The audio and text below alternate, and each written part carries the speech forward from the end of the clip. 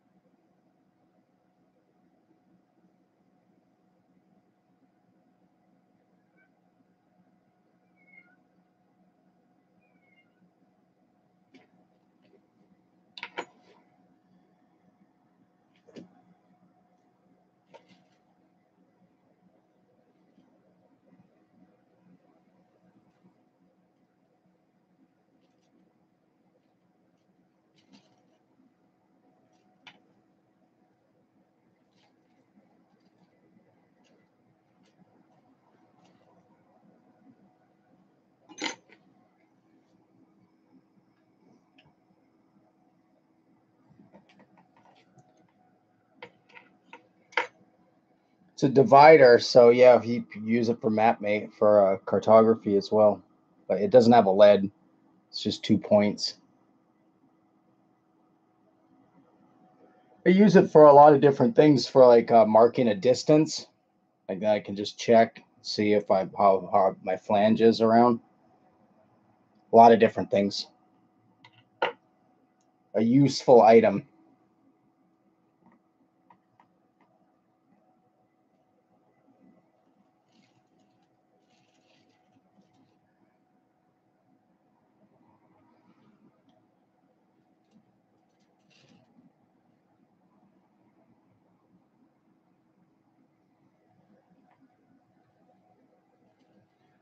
No, not exciting stuff tonight, but this I've been neglecting this, and it has to get done.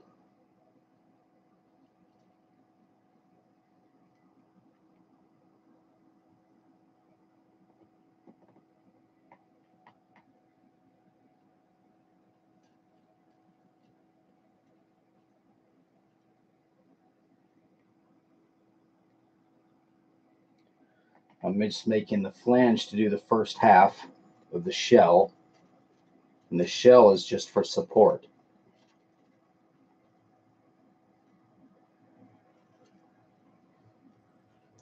I did the boring part earlier. I melted all this down in the crock pot and then covered it. It was flipped over. I covered it in saran wrap, and then I just kind of scooped wet molten clay or liquid clay and ran it all over the back so it would conform. Save a lot of trouble trying to push in clay and build all that up. I did that earlier today so it could start cooling off.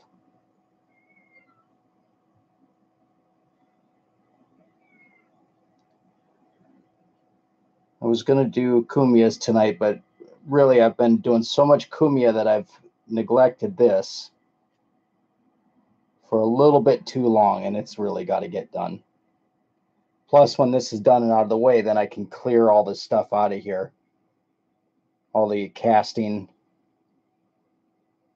and other things related to this. A little bit too much going on in here lately.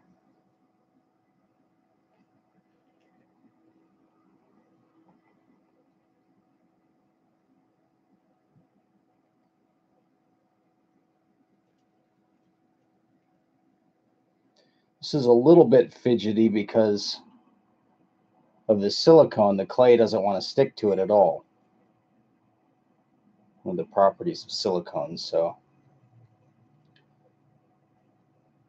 getting it built up, and then the last thing I'll do is just run around the edge and push it up against the edge.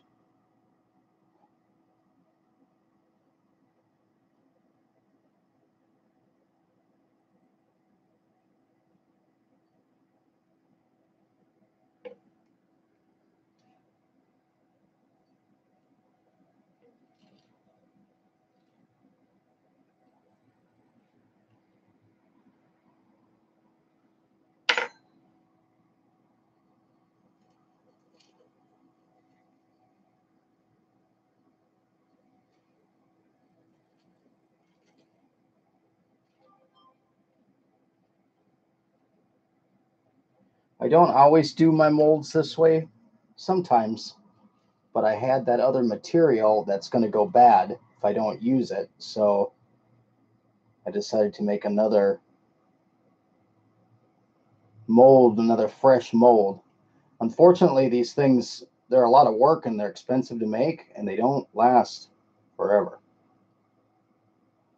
They do wear out. As you pour resin copies into the mold, it starts to leach the oils out of the silicone, and the silicone gets a little more brittle, and then finally little pieces start to break off, and that's the end of the mold.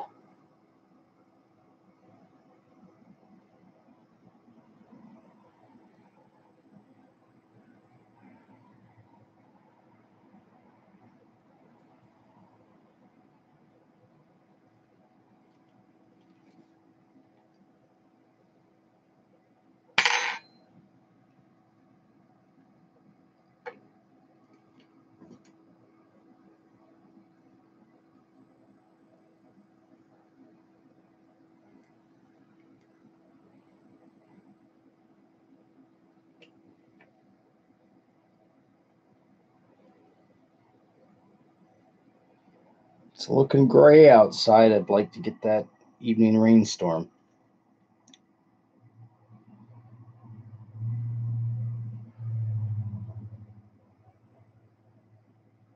Party's almost over as far as the weather.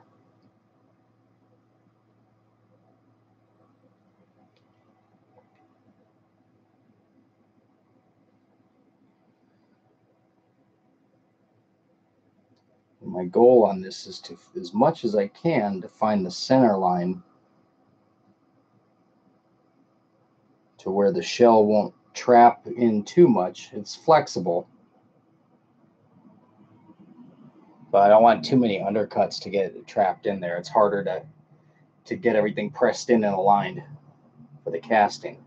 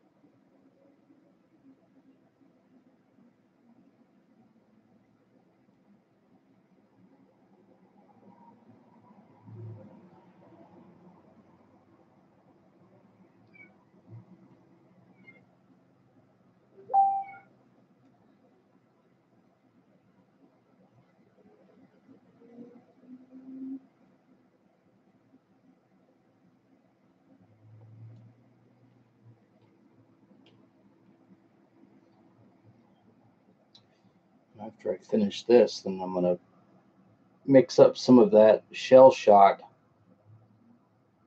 and cover the top half. Second half is easy. This is the tedious one. But the most important one.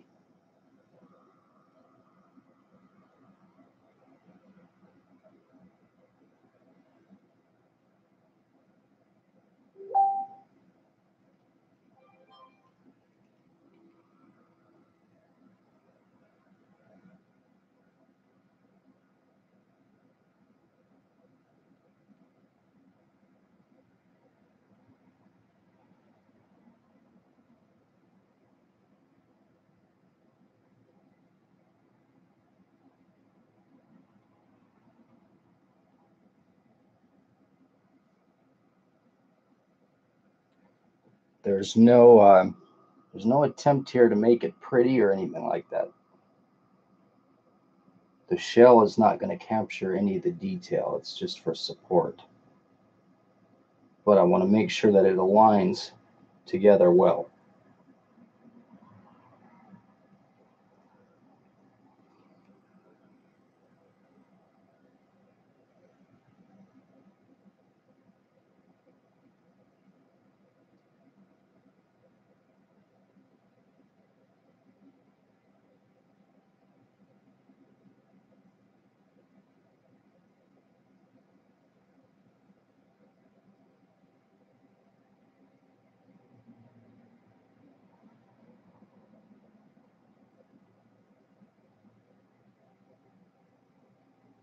A little bit low right there.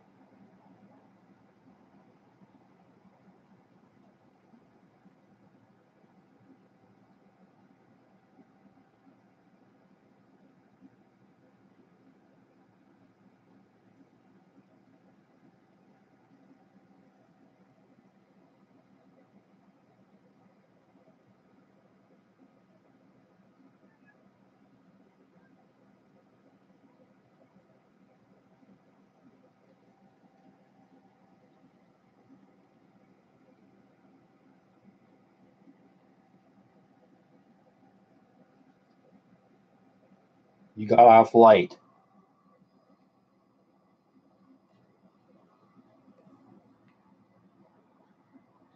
67, that's easy.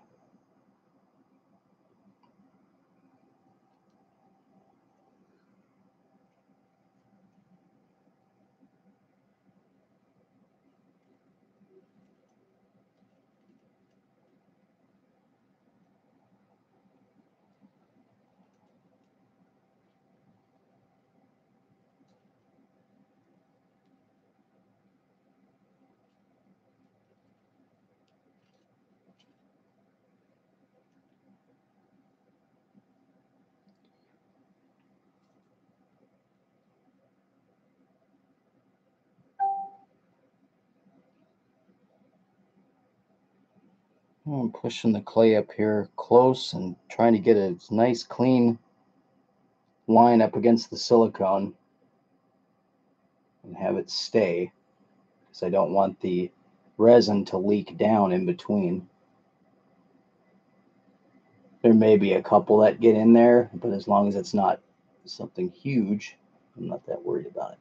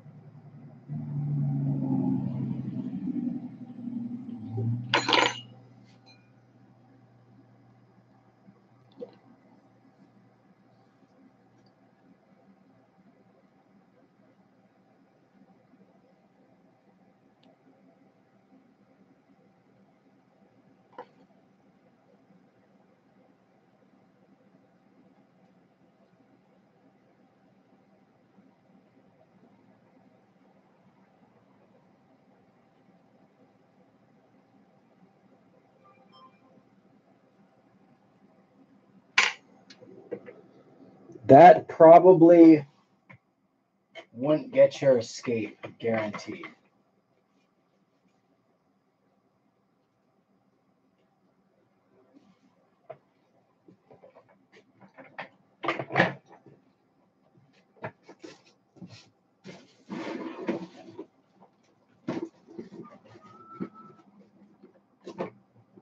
In fact, that might get you caught.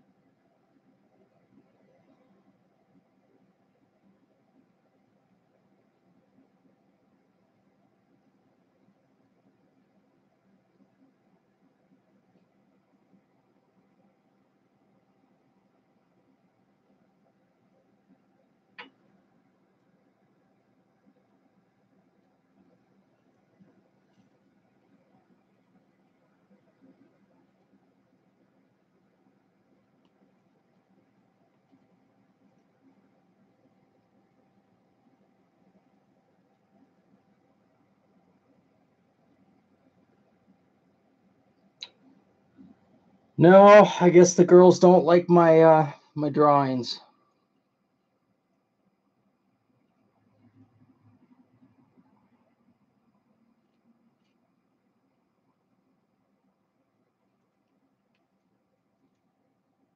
You know, and I'm putting upwards of 2 to 3 minutes into these drawings, so I'm kind of hurt.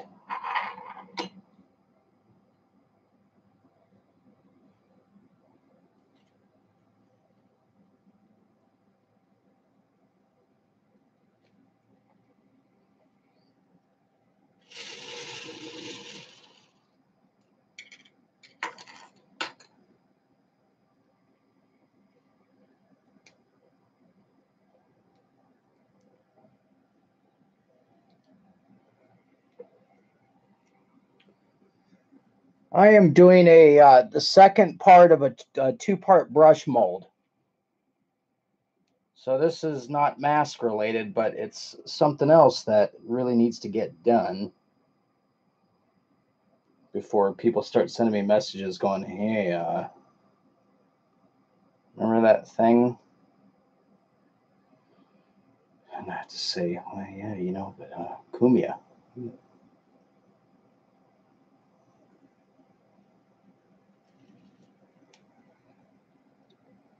And also this is an ongoing project too, that once it's done, I can put away a lot of tools and a lot of materials and clear this part of the shop,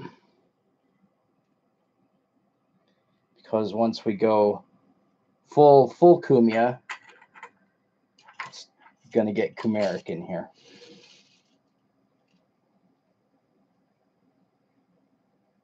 I'd like to have 3 or 4 masks going at any given time on little stands, painting. Doing one at a time is a lot of waste of paint and thinner. I pulled that that red paint sat. When you add a thinner to it, it'll still set eventually once a little bit of the thinner will evaporate off, but it changes the durometer of the rubber, and it's almost like a jello shot. Silicone is really a cool material. Yeah, that's kind of why he's not in here. There's so much going on. He likes to sit on the desk, you know, and kind of hang out and watch, but there's not much going on. So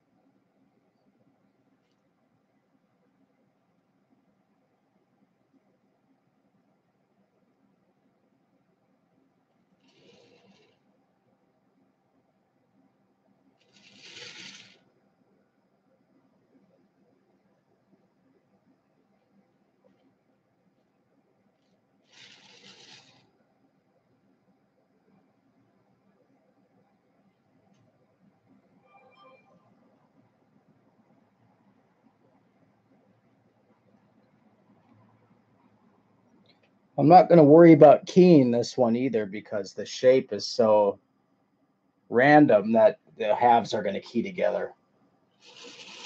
If you do a mold and you have really straight sides, it's best to cut keys into the clay. Makes it easier for the two halves to align later. And by a key, I just mean a shape. You know, you could use the end of a brush to put a dimple. So when you mold the other half, it'll make a key that fits that dimple.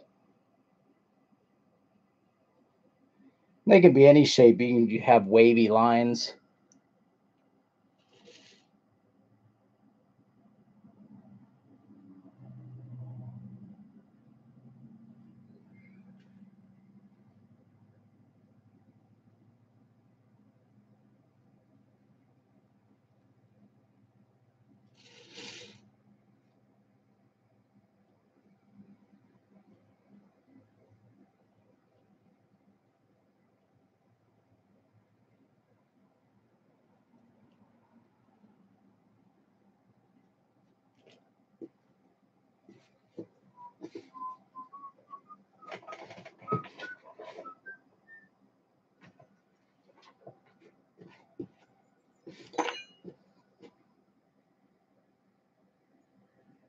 Thanks, man. We'll get back to doing stuff that's a little bit more exciting, but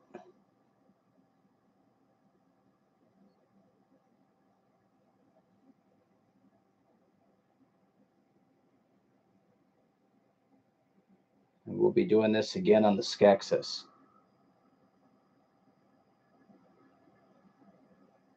Little two-part molds. I think that's going to be a really fun project. The more I think about it.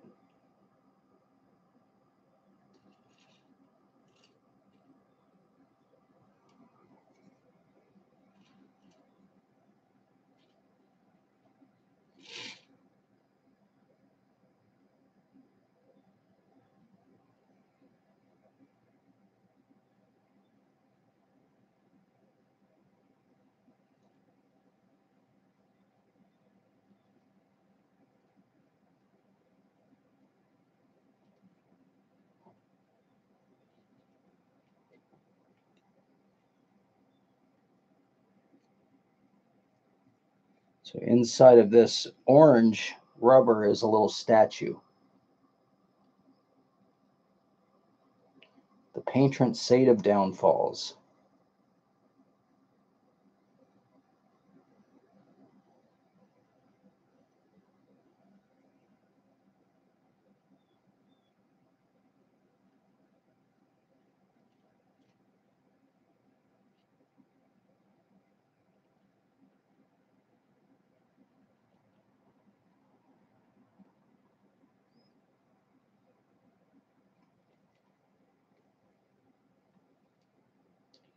I think we'll call that done. Again, this doesn't have to be pretty.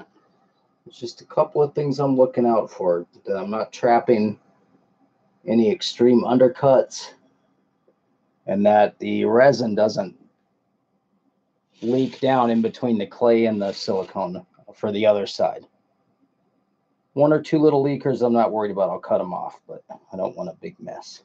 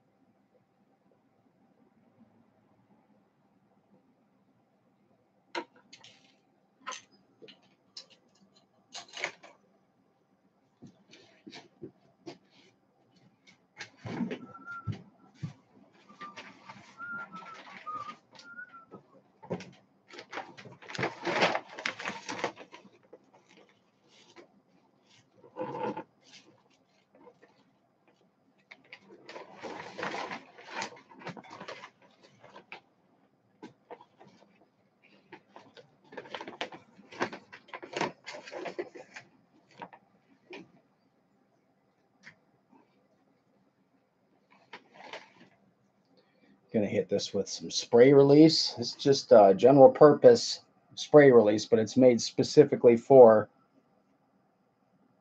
Silicones, urethanes, and resins.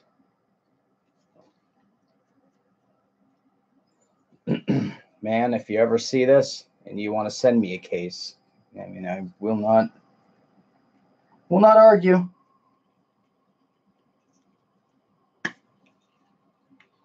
Not all spray releases are equal, so you want to make sure you know what release you're using.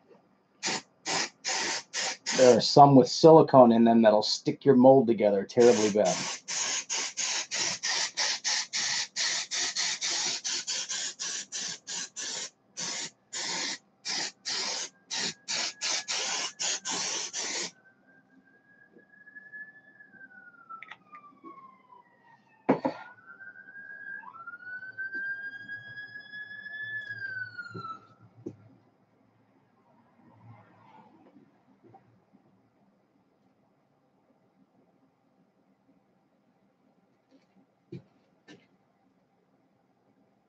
I'm on a path for the local emergency services, and they come by here quite a bit. And I don't know why, but a lot of times they'll cut their sirens as they're going right out front of this building. And I don't know why. It's always like you get that feeling of like, oh, cops are here. And then, wait a minute, I didn't do anything.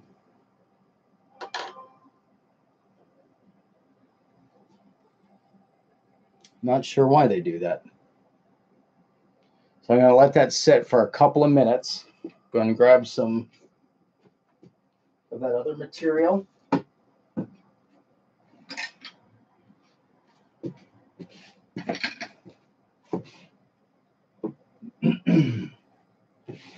I transferred the part B out of that other terrible can.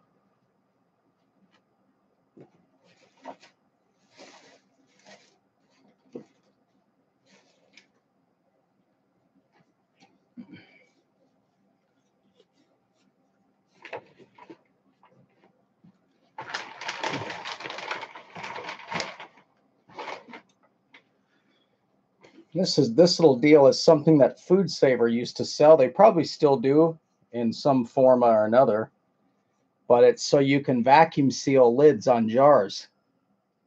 So I use tons and tons of bell jars for all kinds of different stuff.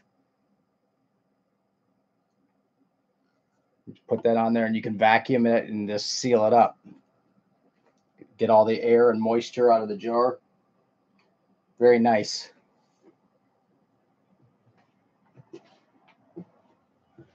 And I don't even use the Food Saver. I just take the vacuum hose on my pump and stick it over the hole and hold it, and it's enough. I've over vacuumed these before where I had to bend the lid edge to get it up. All you need to do is for resins and things like that is to get any moisture and air out of the jar.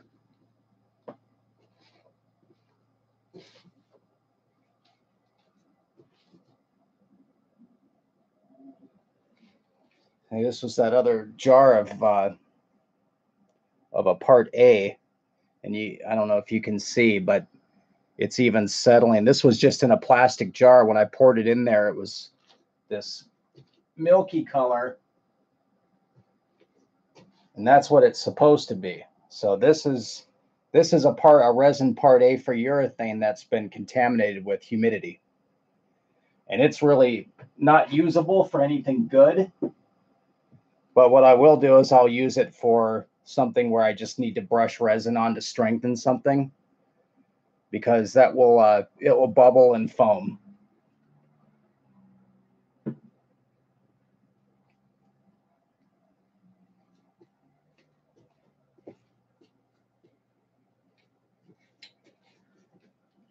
And Amy, I was going to go out today and get eggs tendies, but one thing led to another, so it'll probably be tomorrow or Saturday. But he will get his tendies. And hopefully I can have his desk cleared off so he can come up and have dinner.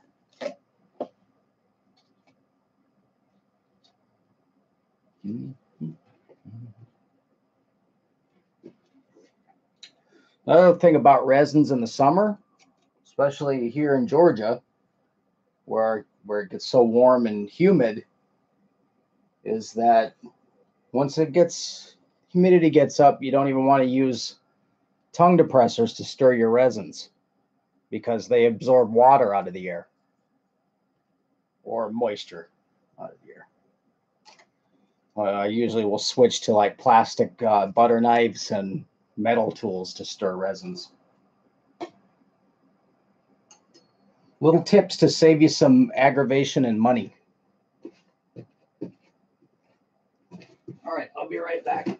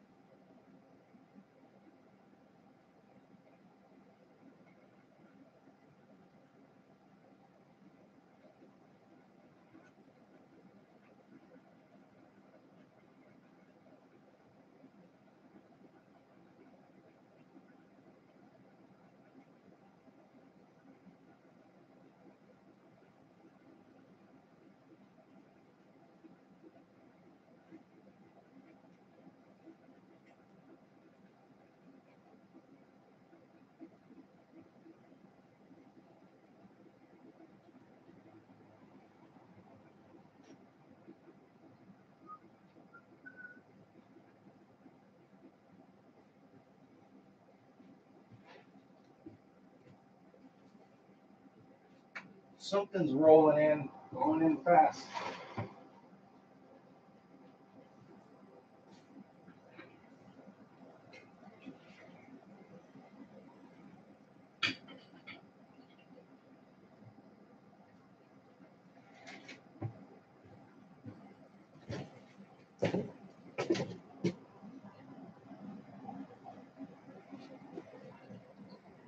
Let's see, where's the scale? I'm mixing a little bit smaller amounts for this so I don't have stuff dripping everywhere.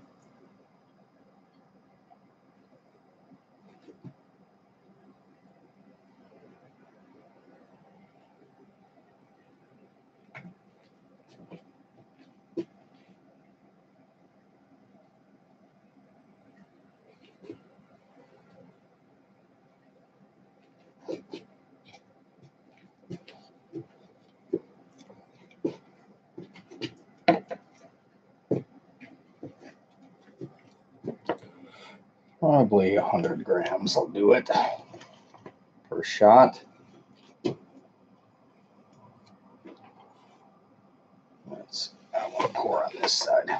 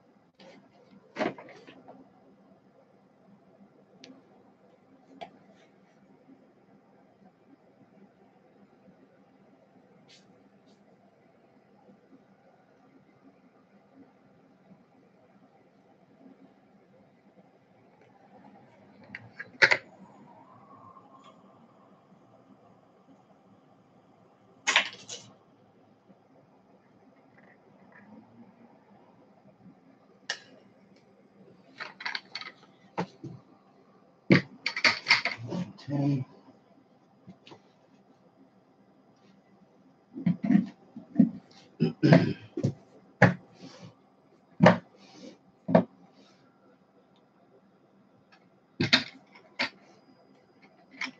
I've been mixing this about 5 to 1 on based on weight.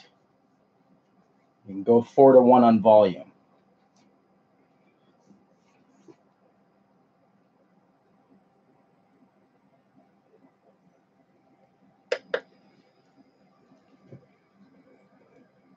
So we're gonna need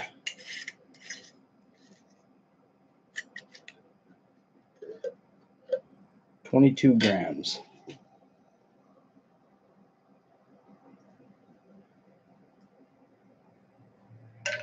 Perfect.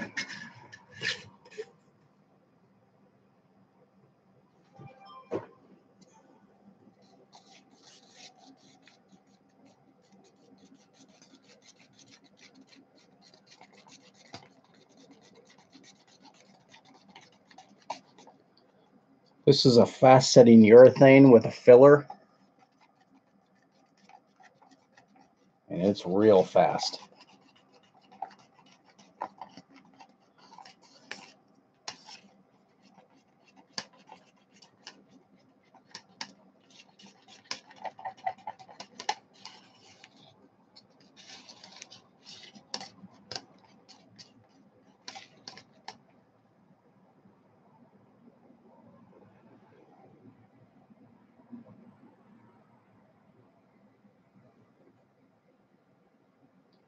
Well, better go check that. Someone's texting. It tends to happen with materials like this is, of course, they seek the lowest point. So it's really easy to end up on areas like down here. It's all going to want to run off the side. So this is going to build up a lot faster on the flat areas. Kind of account for that by doing this in stages, not try to do it all in one application.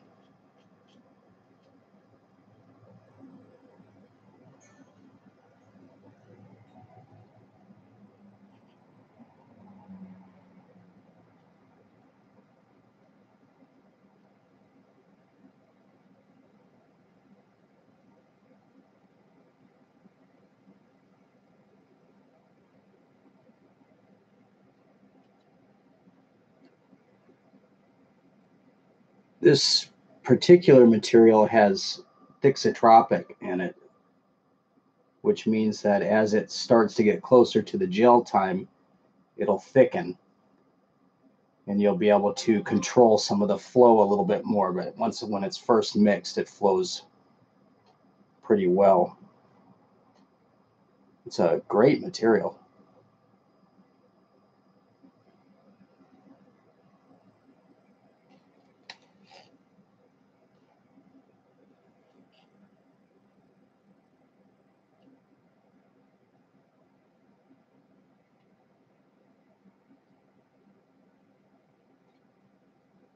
I can kind of tell that it's starting to thicken a little bit on its own.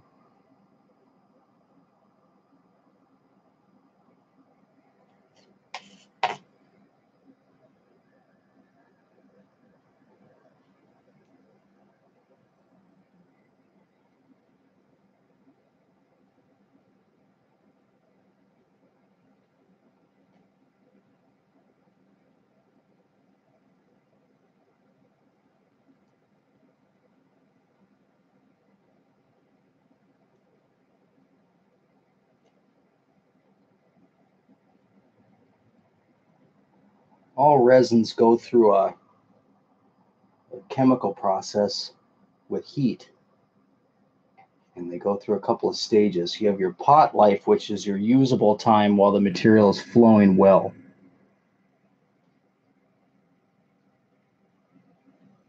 And that leads to what's usually referred to as the gel time. And it's different for different grades of materials.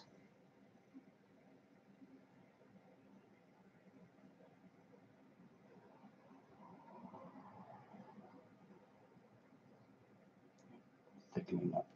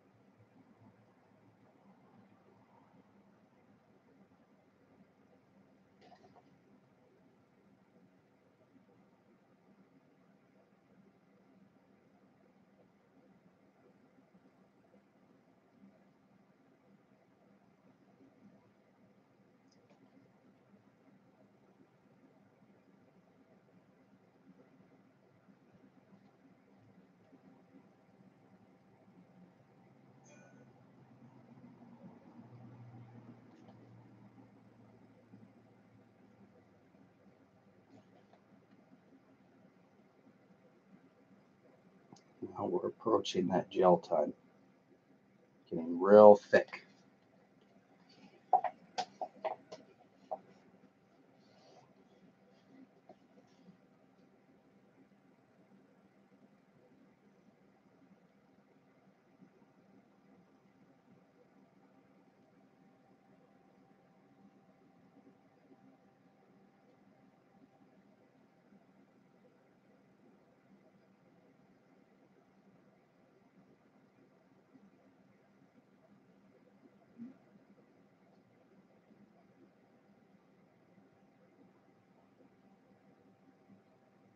kind of have to work with the material and get used to it to get a feel for it. Because once it hits a certain point, you got to stop or you'll make a mess.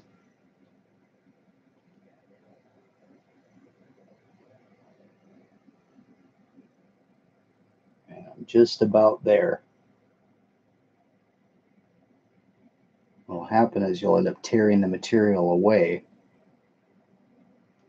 from the model.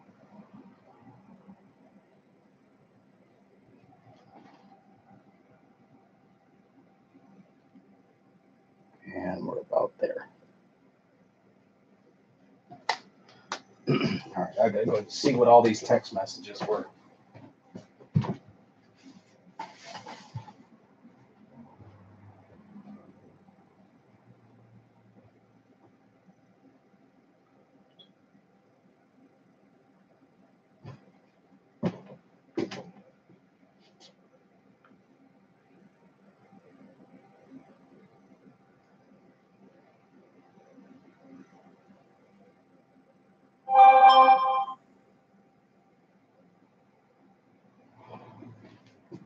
Well, fortunately, no emergency. It's a group conversation that I really didn't need to be in.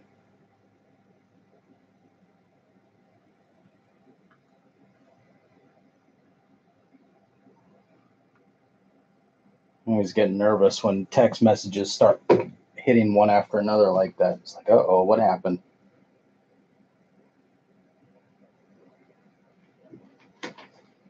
I got a little drip here that I can use to test.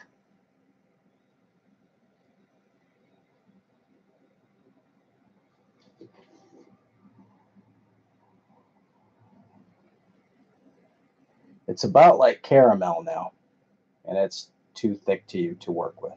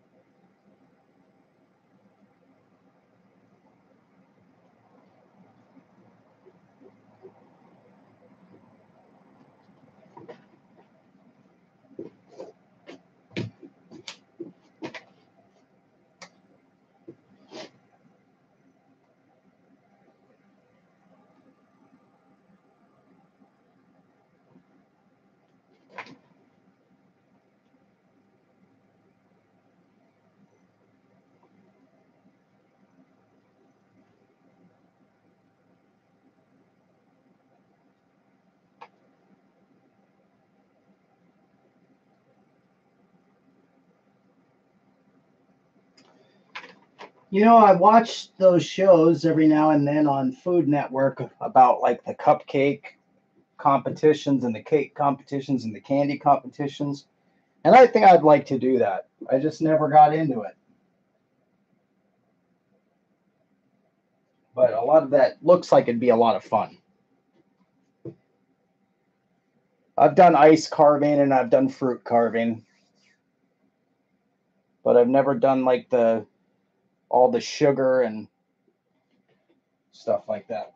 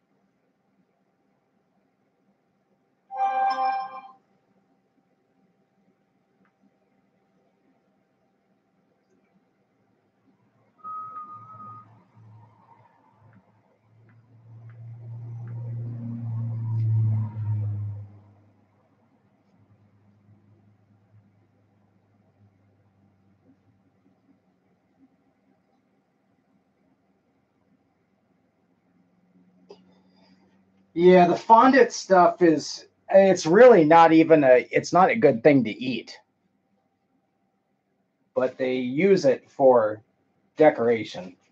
It's edible, but it's not particularly good.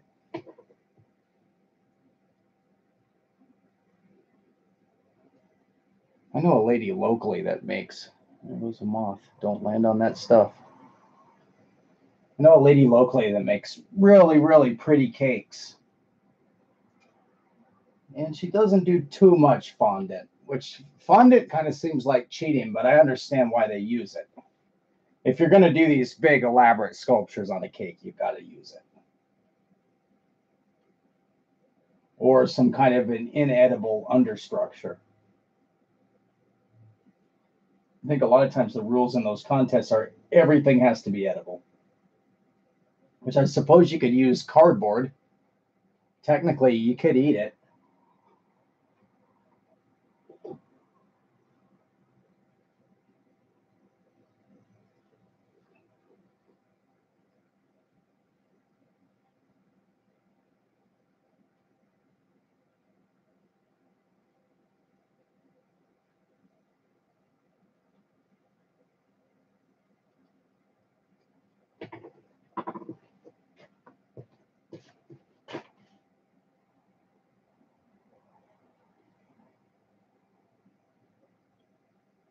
I'm just letting this kick off a little bit to firm up. It's pretty good, I think. I don't want to move it when I put the next batch on.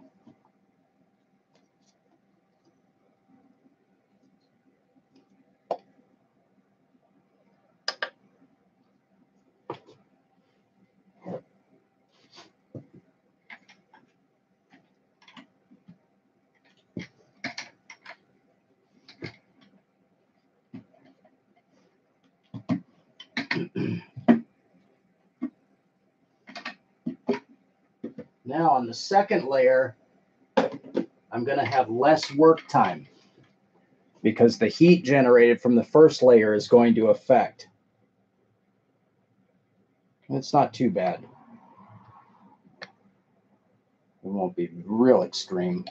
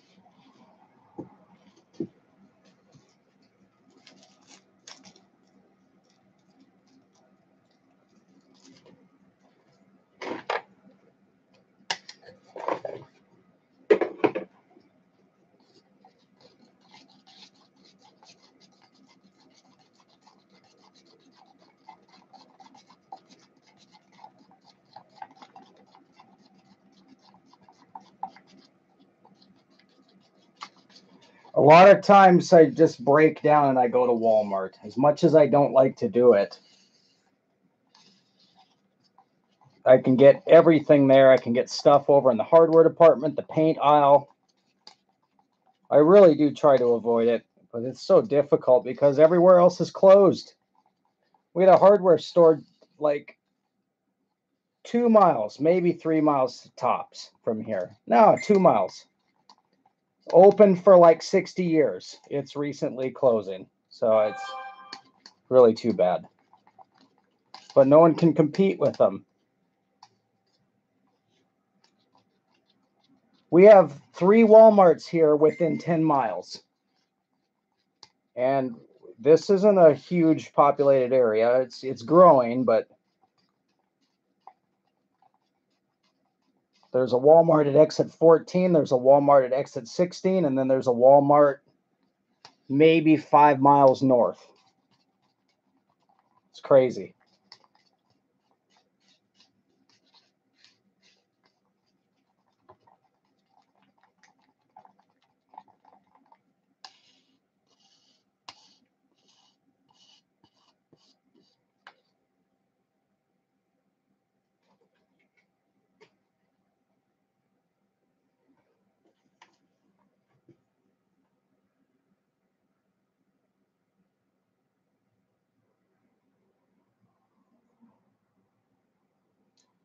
Well, now I'm going to remember my low points where it's already built up pretty well and just kind of avoid those.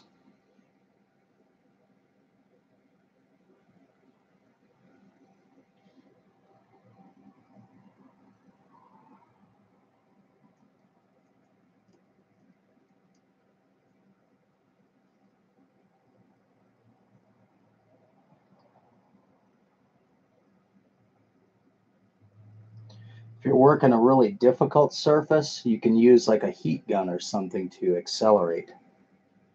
Heat gun, I'd say a torch, but you just have to be careful with the torch. You can brush some on and then hit it with heat and get it to kick.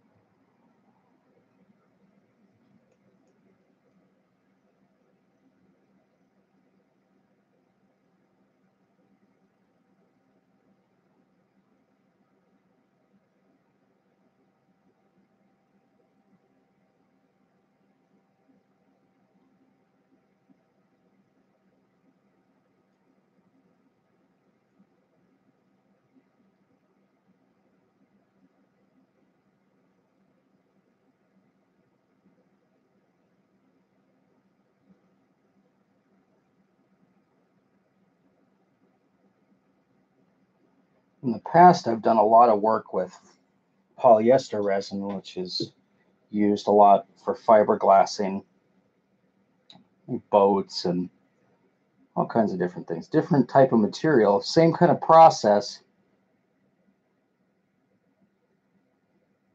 But we used to get that stuff to heat kick all the time, and that's a miserable material. Unlike this, which is pretty much odorless. It's messy and gooey, but polyester resin will just, if you don't have good ventilation, it'll run you out of a room. Oh, I try not to use it at all. I've done so much of it in the past, the smell makes me nauseous.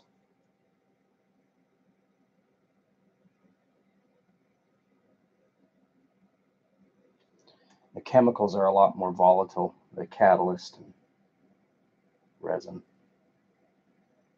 Now that resin will eat plastic, so like foam or styrene.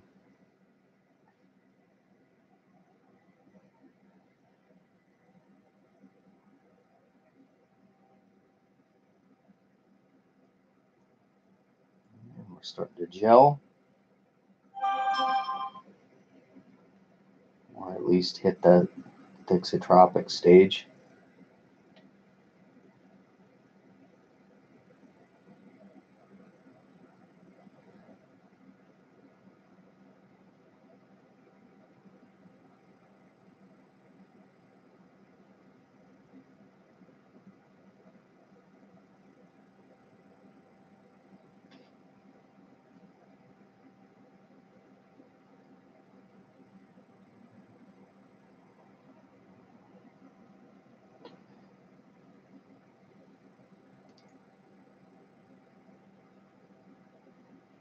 you can sometimes use that heat reaction to your advantage.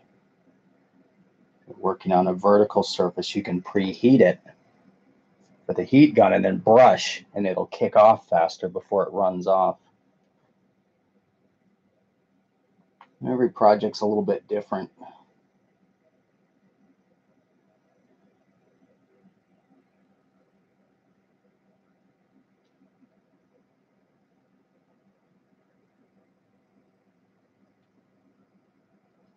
That's about it for this.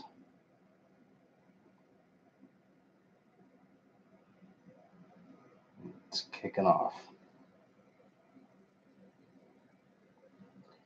Another thing you can do to kind of lengthen your time is after you mix in your cup, pour it in another container that spreads it out thinner. So if you have like a kind of like a deep dish plate, and what that'll do is it'll slow down the amount of heat that builds up in the material.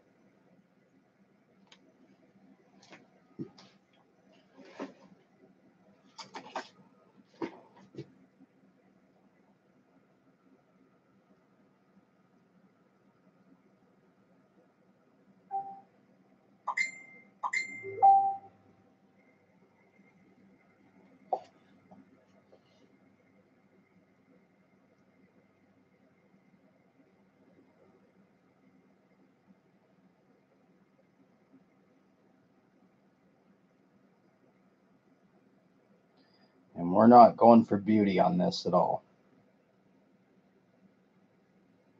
In fact, we just want it done. Start putting the mold into service. I'm just looking for thin spots. It starts getting too thin. You can see the other material a little bit through it. This is about done. We've hit gel time.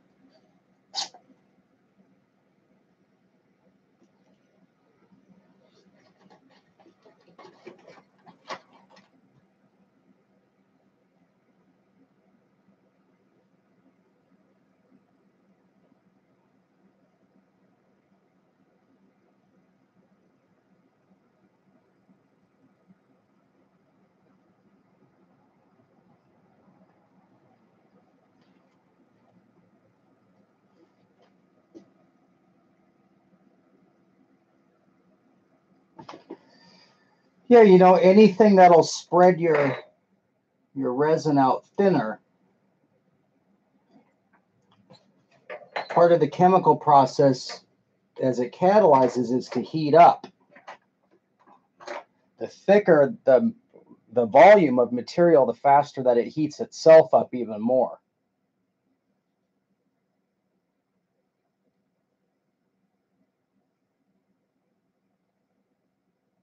You can also cool your parts, you know, your two different parts.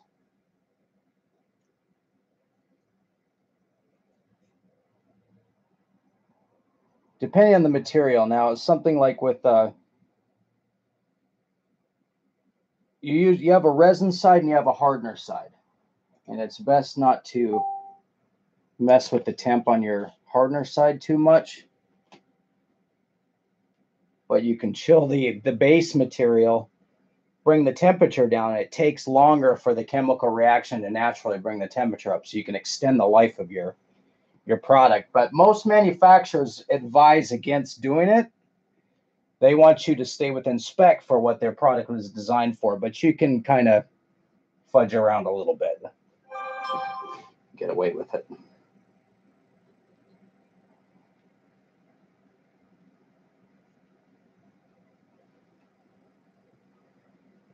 So that's going to be thick enough for our purpose here. It's a little thin in a couple of spots, but as long as the main bulk of it is there. If I need to, after I flip it, I'll brush another coat over the whole thing.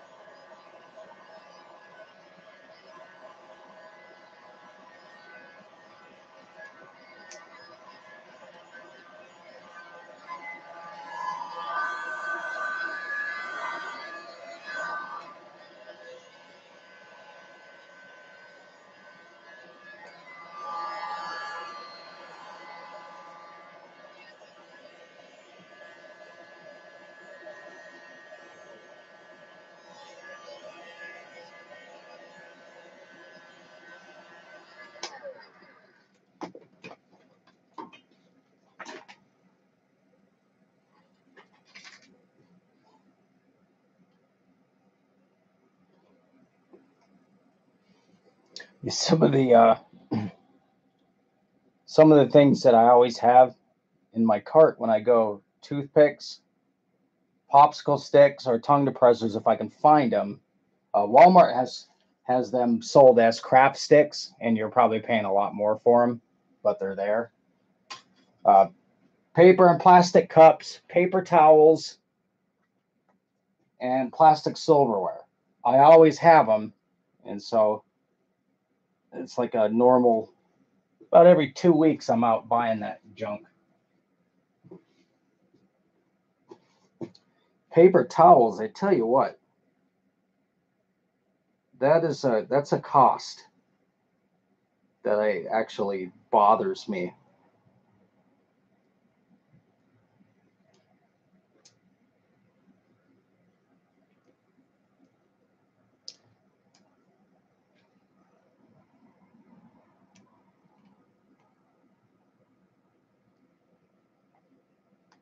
That one adds up.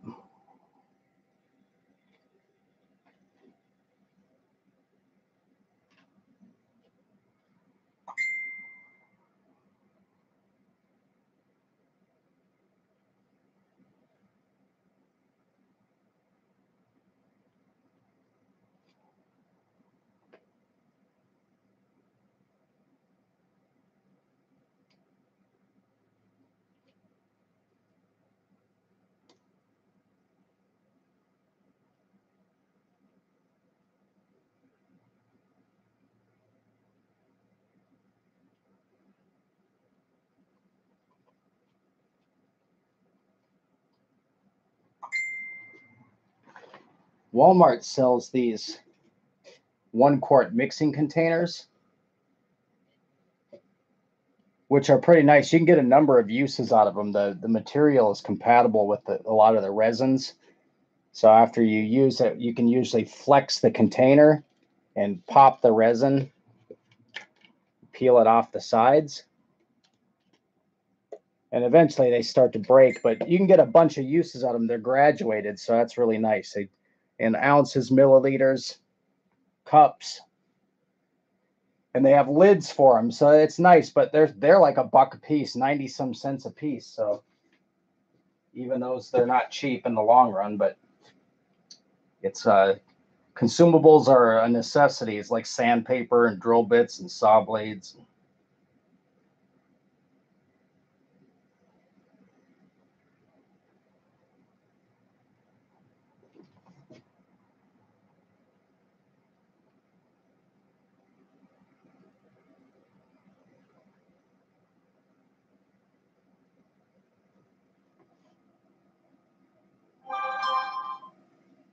No, it's a mix and measure. But yeah, you could go and get all my coins.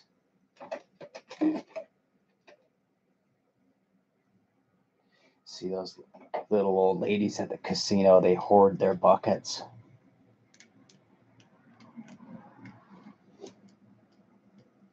Now, I love going to a casino, but I don't gamble. In fact, I put money in a slot machine one time in my life, but I like to go and watch. I like to have a couple of drinks, walk around, and just watch. Because there are just a number of crazy little social microcosms that go on at casinos. And my brother, he loves slot machines. He loves to play. I just don't like it. I always think about it like, well, and most people will go to a casino, they'll say, okay, all I'm going to do is spend $100 or $500 or whatever they go in saying that is part of, it's like their ticket price. It's the fun. But I excuse me.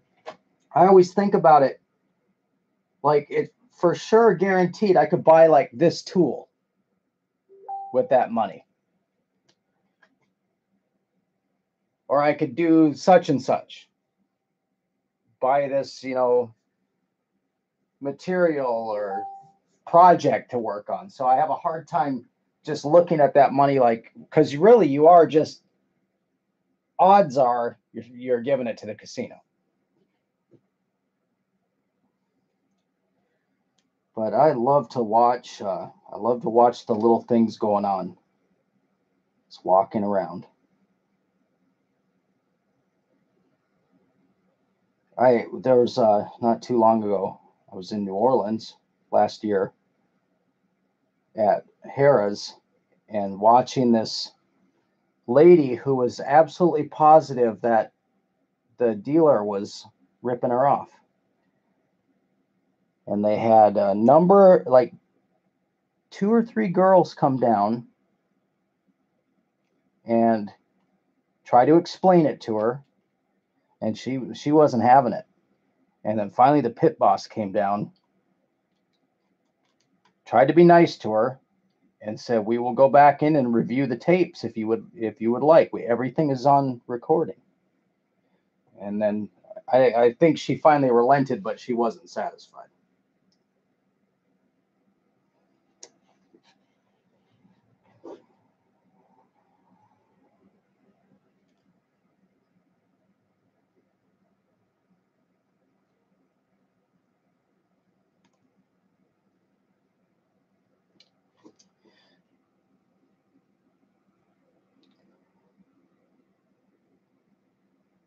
For a while, I spent a lot of time in Las Vegas.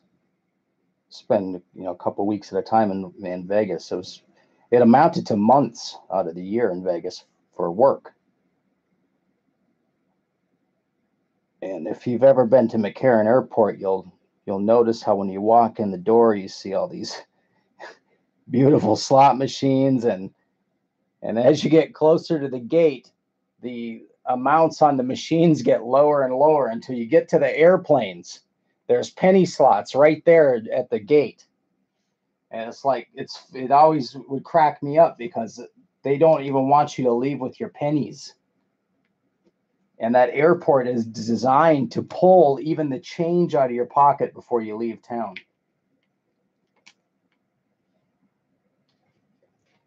And there was always people at all the machines, nickel machines, penny machines.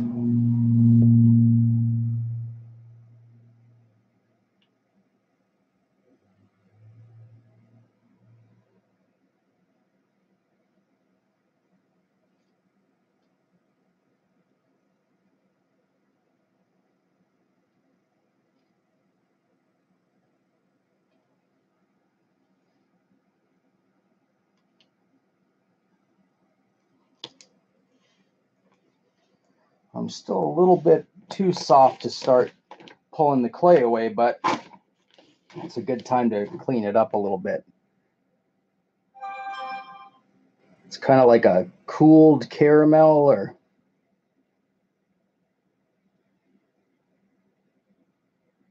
but it sets up really hard.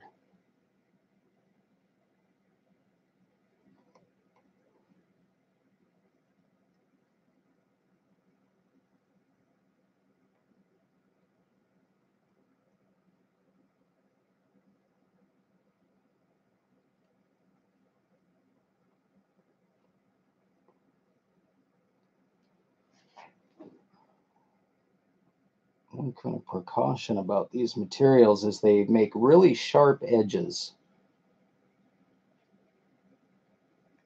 So it's a good practice, a good work practice to kind of be neat, trim the edges of your molds, and because they will cut you.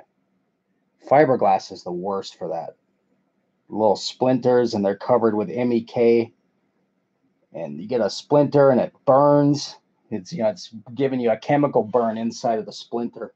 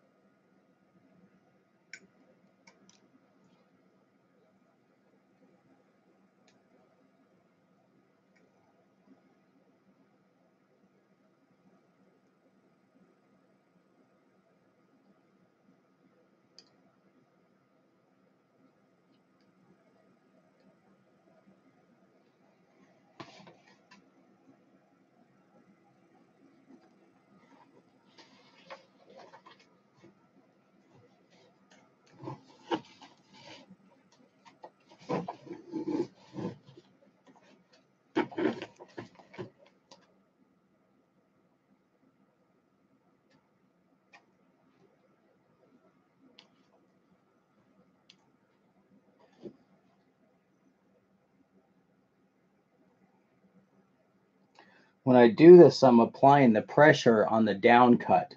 So I'm not cutting and pulling up. I don't want to lift it away from the clay. So even if it slightly moves down a little bit into the clay, it's not going to affect what I'm doing. So I'm pushing down as I cut.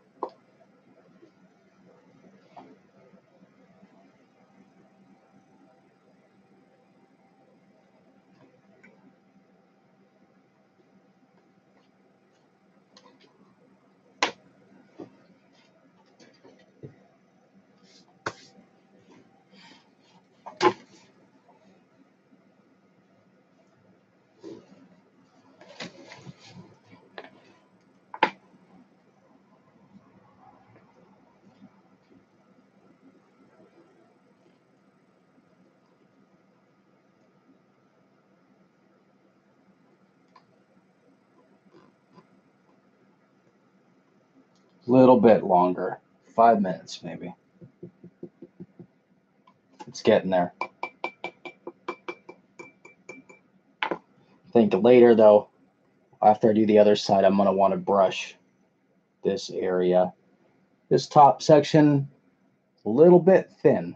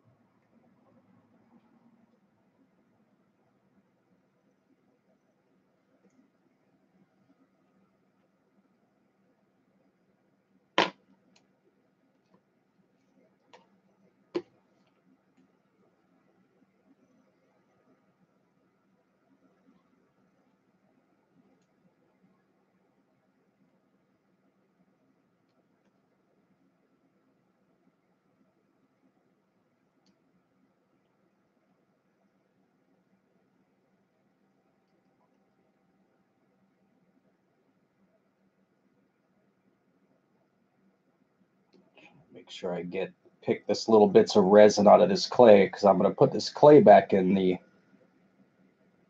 utility clay supply. And I don't want those little flecks of resin in the clay.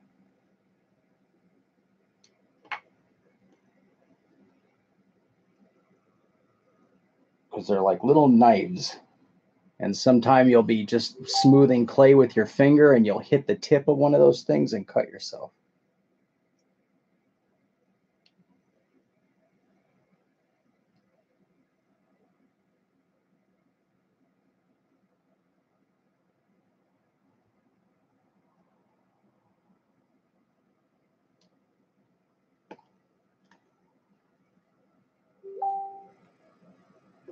The other option would be to throw the clay away and buy new clay.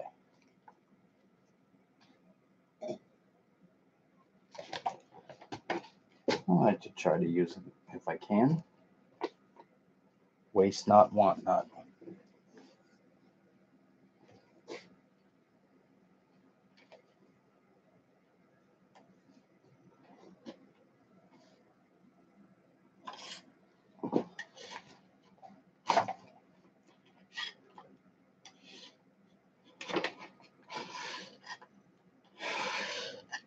And this board was also sprayed with release, so that's why this stuff is coming off of it so easy.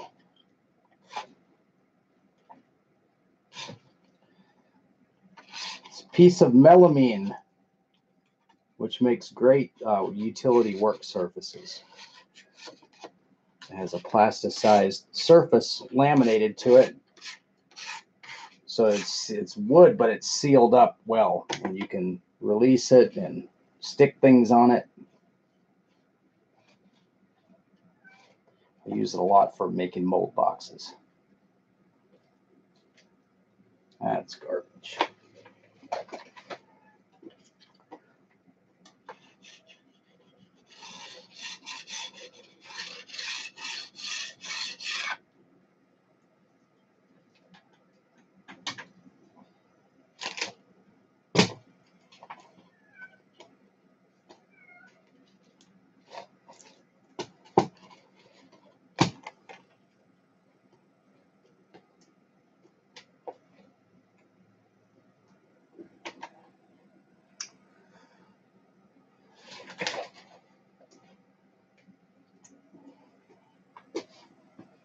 All right, I'll be right back. I'm going to use the restroom, get some more coffee. Where did I put my cup? There it is.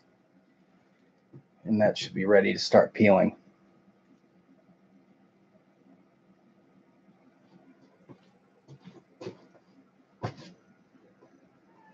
What are you doing, dude? What?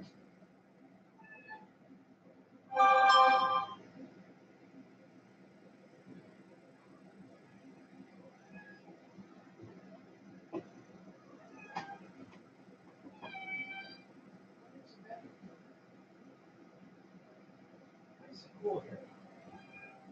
Nice and cool.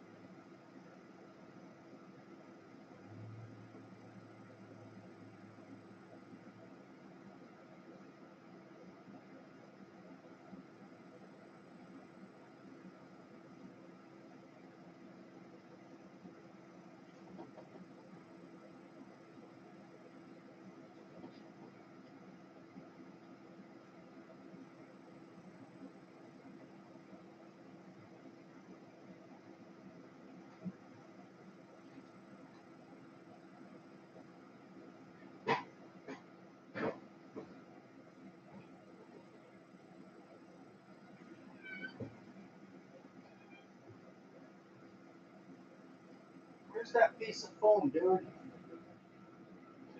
Somebody tore it up. Tear it up.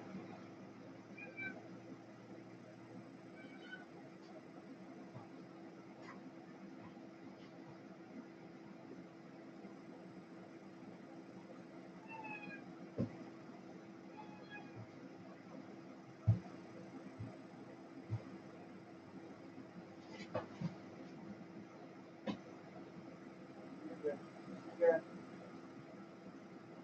Not missing anything.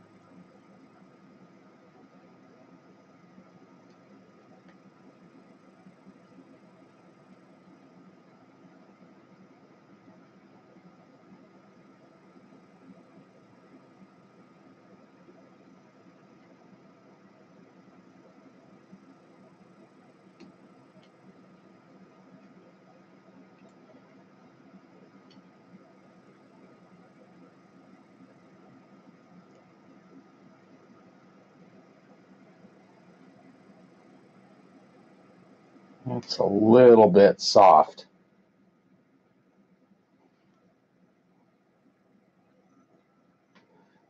Probably a little soon to be pulling that.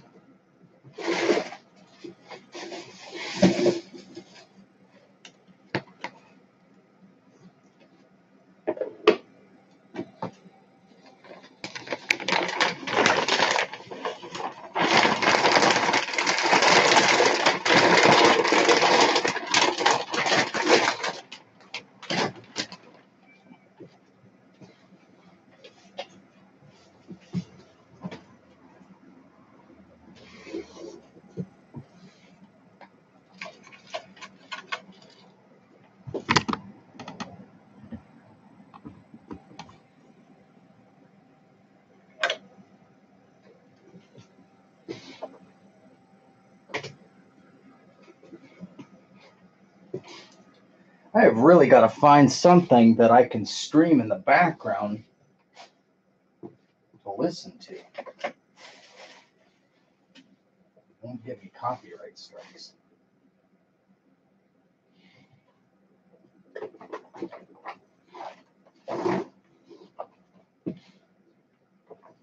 Get someone on Skype.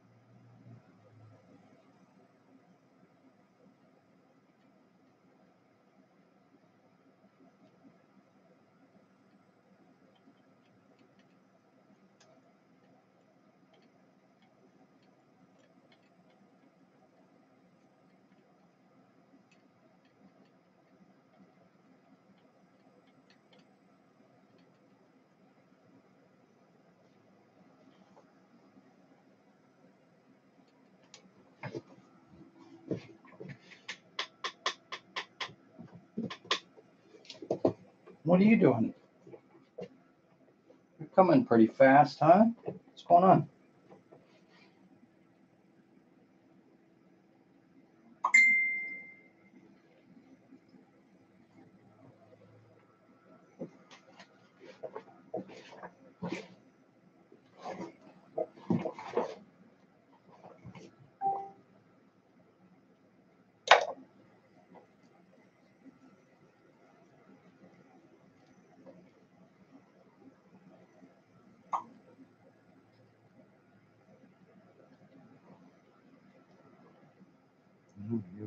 You were just eating.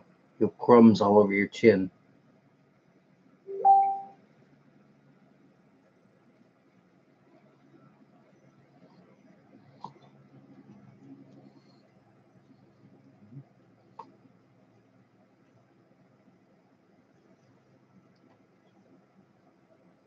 The kitten had a little episode with her flea collar. After about 2 days, she had a little rash going underneath it, so I had to take it off. Clearing up pretty good.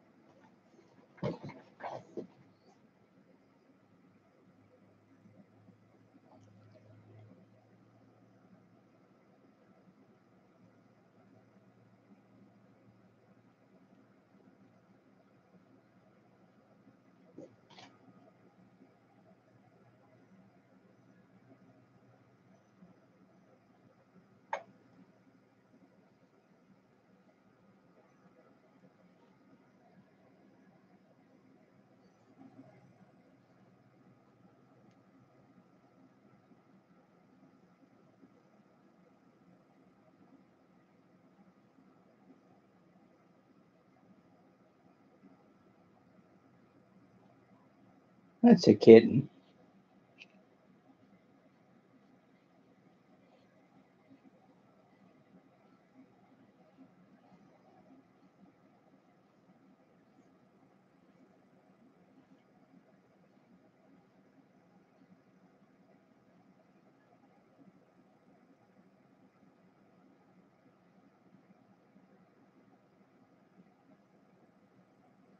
Oh, it looks like the chat just caught up. A bunch of messages just ran through.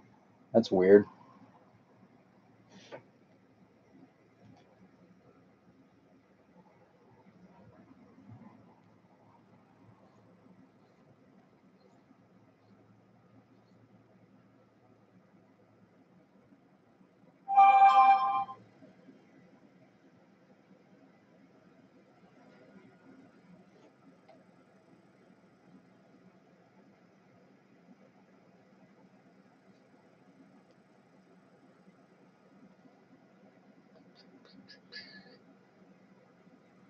Oh, look at those teeth. Scary. Scary teeth.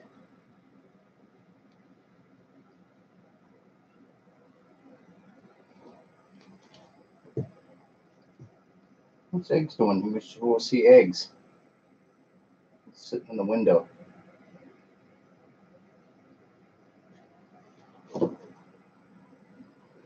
Yo, Amy, you were probably gripping the brush, really scrubbing. A tendency to till you get used to it.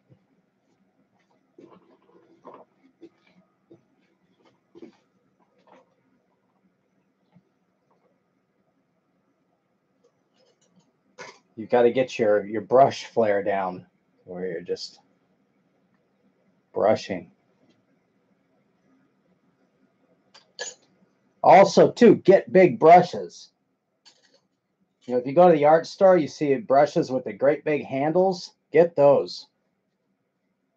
It's so much easier to work with than constantly trying to squeeze down on a little brush.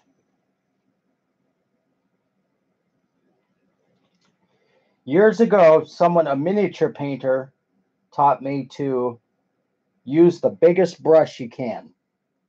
So I always used to use these tiny little 00 brushes, and you'd just be in with this little tiny, and the thing about them is they barely hold any paint. So your paint tends to dry on the brush before you can really lay down that much, unless you just have like doing pupils on eyes or something like that. So I switched to like a number 1 or a number 2 brush, but a really nice brush, like a Winsor Newton Series 7, which has a really nice snappy point on it, but you can hold much more paint, and it keeps the paint keeps that it behind the tip keeps the paint wet because there's more on the brush. And it's so much easier when you get used to using that big brush. You just want a nice quality brush that goes to a real fine point if you're using a pointed brush. If you're using a fan brush, you just want to make sure that it keeps its shape. That's what you get with quality in brushes, is that it has good bristles with snap that hold their shape. And I baby my brushes.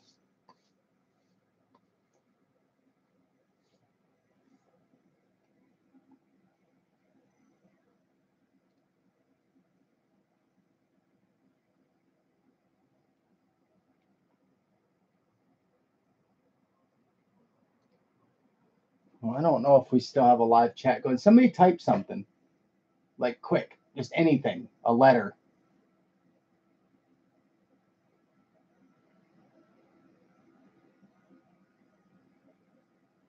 Oh yeah, the chat's all messed up, guys. I apologize.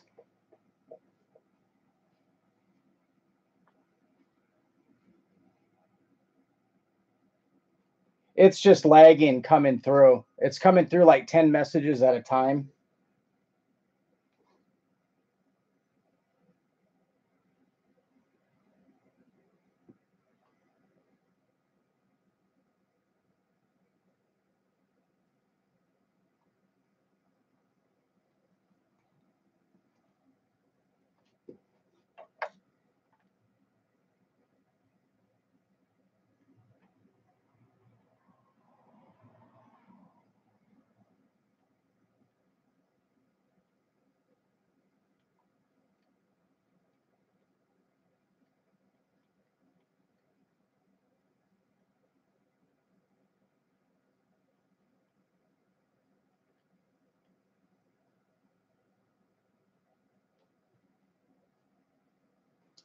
Also, like if brushes, people, there's a lot of opinions on brushes. I prefer natural brushes, especially I use a lot of acrylics.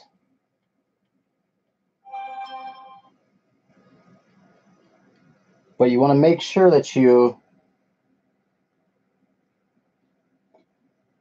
have your cleaner. Make sure you never just store your bristles down in your cup, because you'll destroy your brush. Swish and never touch. People scrub the bottom with their brushes to try to clean them, and you destroy your brushes. So you want to just swish, and maybe have like 2 cups. Have a real dirty cup for getting the bulk of the paint off, and then go to a cleaner cup and just swish, and then pull on a cloth until your brush is clean. Because if you scrub, you bend the bristles across the ferrule, which is the little metal enclosure, and it really destroys your brushes quick.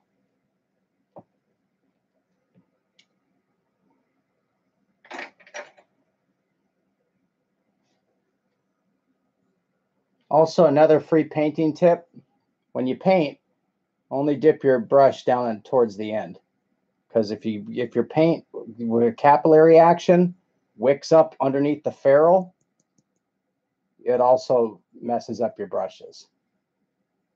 Some people just dip the whole brush and you got paint all the way up on the ferrule and the handle. All you want is just to take a little bit of paint with the end of the brush where the snap of the brush is.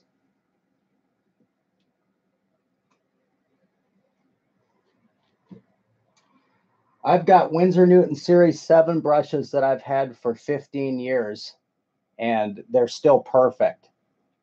But they're red sable, you know, the little weasel, the sable. So it's a natural hair.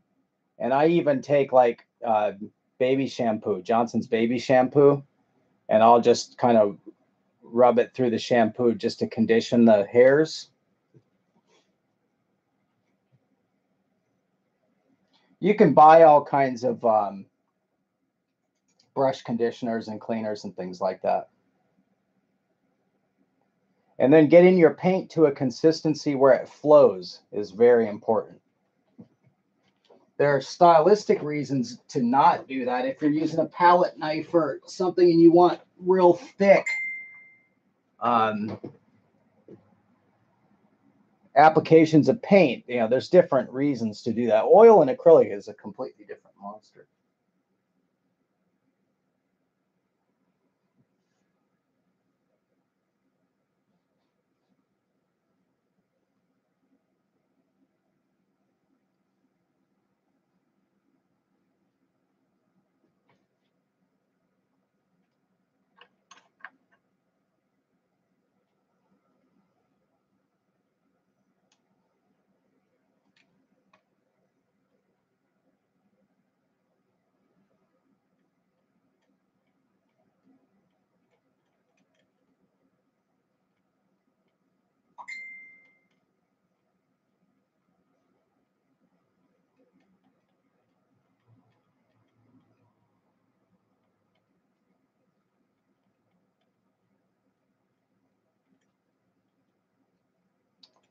My opinion is, as far as brushes, is that's where you want to spend your money on.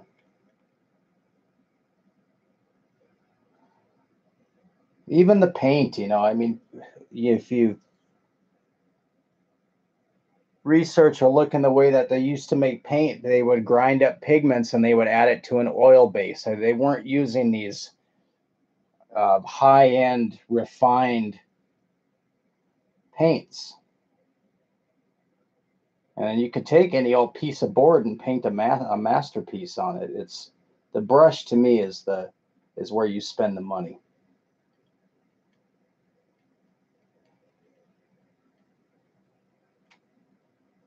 Of course, a crummy brush in the hands of a master is still, they'll make a beautiful painting, but to me, it's just a more enjoyable process to use a nice tool.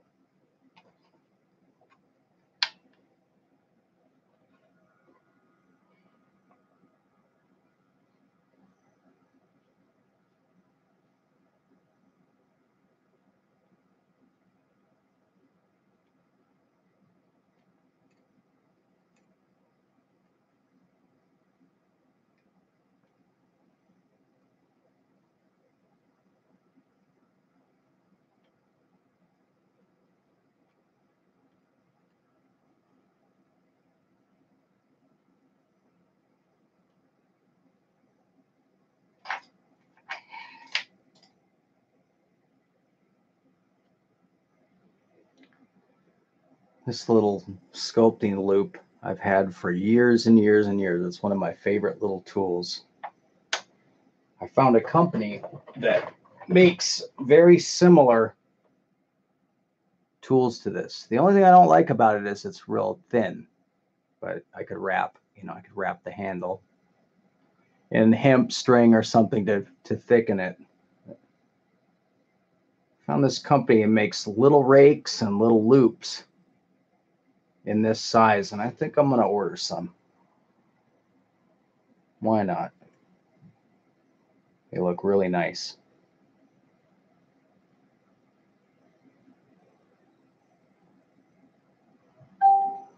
But this position with your tool is what causes fatigue, this pinch.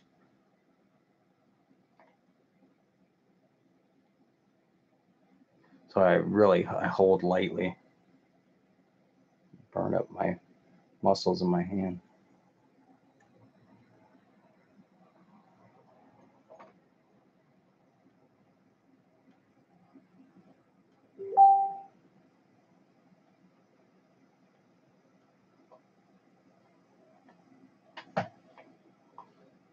Main difference between a loop and a rake is this wire is smooth. It's just a piece of steel wire bent, whereas a rake will have some kind of a texture. This is a rake made with a piece of guitar string, so it has the wound wire, but it's not really aggressive.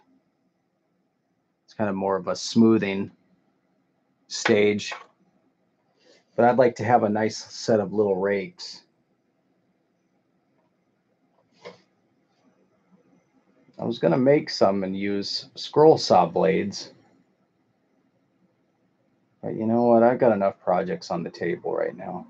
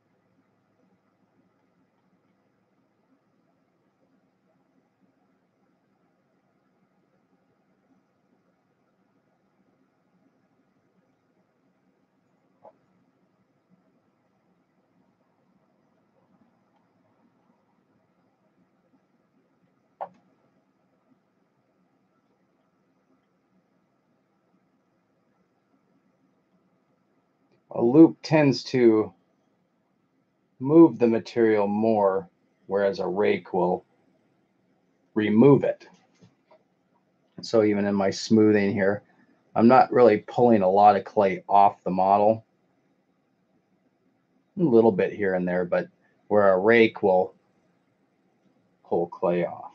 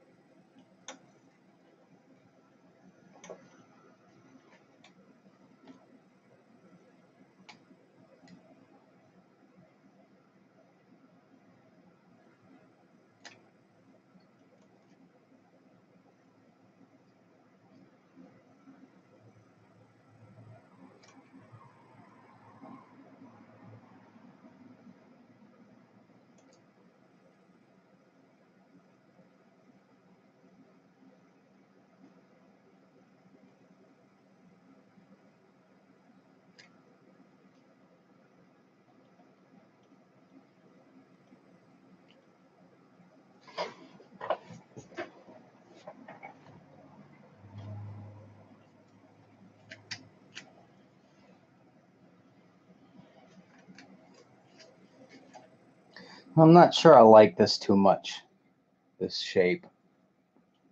So I'm probably going to end up filling and rounding a little bit. What it reminds me of, remember there was a Star Trek series and there was like one of the creatures on there had those big side ears and like the brow went into those great. That's what it reminds me of, and I don't like it too much. So I'm probably going to round it out a little bit more like a bird's head and terminate this line right here. And then it won't have that.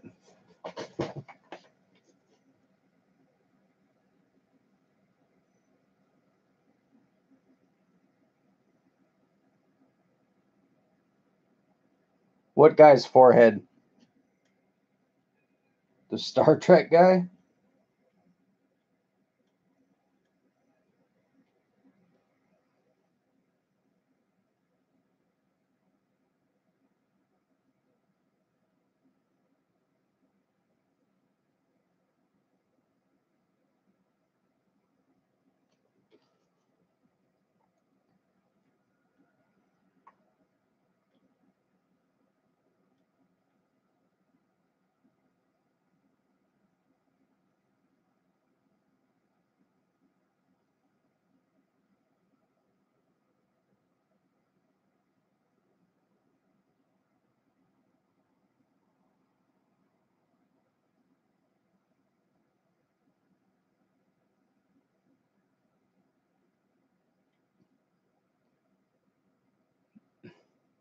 Yeah, and it was starting to get that way, and I'm not that much into it. I'm gonna turn that compressor off. I'm not using it.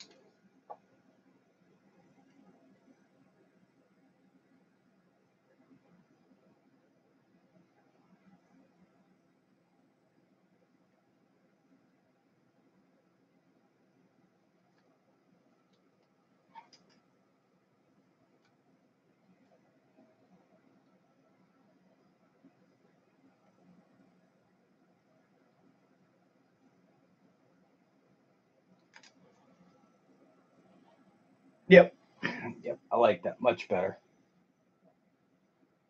And do some texturing and bring some wrinkles off the corner of the eye.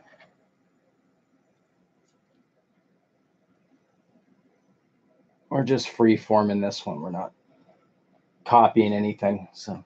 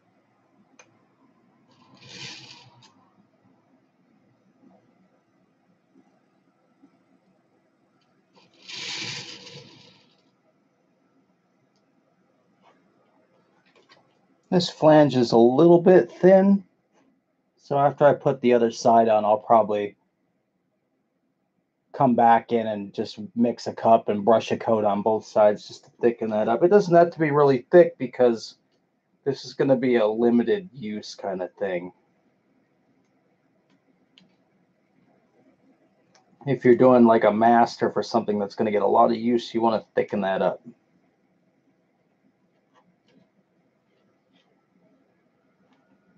Or like a large mold. The stresses are different.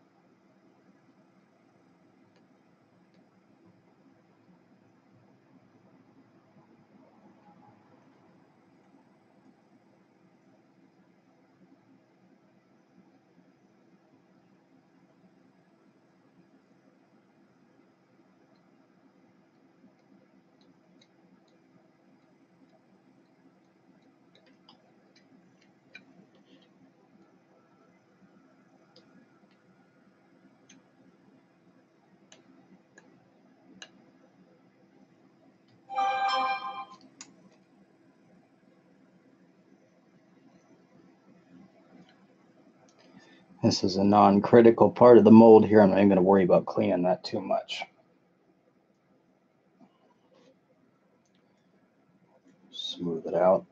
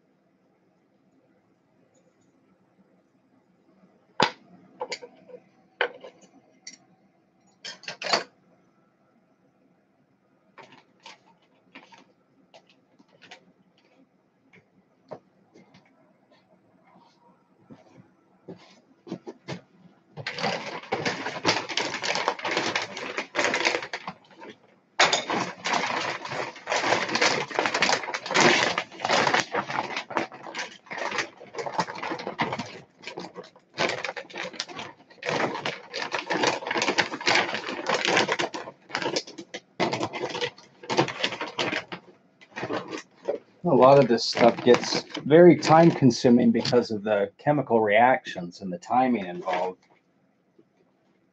So whereas you could just plow through something, you get stuck kind of waiting. And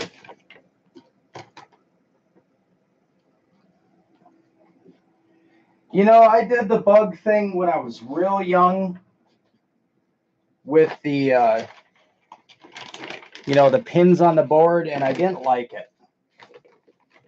I didn't enjoy sticking the needles through like a butterfly, and so I didn't really get into that too much. I'm not a pacifist or anything. I don't know. It just, there's certain things like the reason I stopped deer hunting was not because I don't like to hunt. It's that I enjoy the animal more walking around. If I ever got hungry, I'm sorry for Bambi, but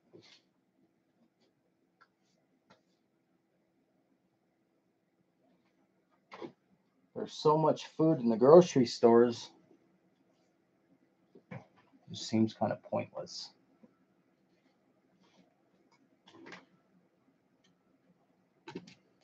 You know, one thing that I think modern hunters have lost, not all of them, is that even, you know, I remember when I first went hunting, you know, when my grandfather was alive. You know, he was old school, World War II, but he really had a kind of an ethic about hunting, about, you know, respecting the animal, or in some way, I guess, being like appreciative of it. Not this blood and guts, you know, thing where people are reveling in the kill, because the kill is actually it's a fairly traumatic thing. That's a large animal that's going through fear, and I just didn't like that idea. I see some of these guys, just they revel in the blood and guts of it.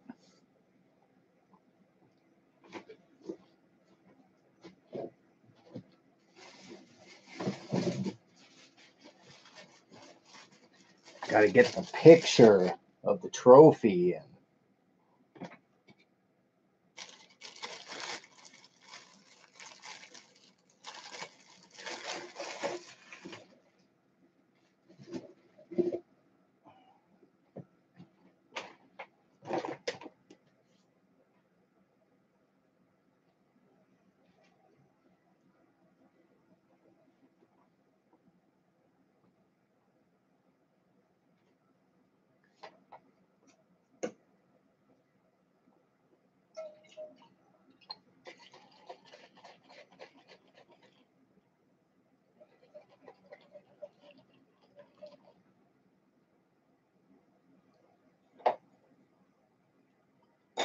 so this is just naphtha, lighter fluid, and I've got Vaseline dissolved in it. I'm going to use this on the flange, not on the silicone. This is a little bit heavier buildup release. Just want to make sure that the next layer of this resin doesn't stick. And it also has naphtha will kind of break down that oil-based clay a little bit. So if there's any little chunks floating, it'll just kind of mush them in or smooth them out.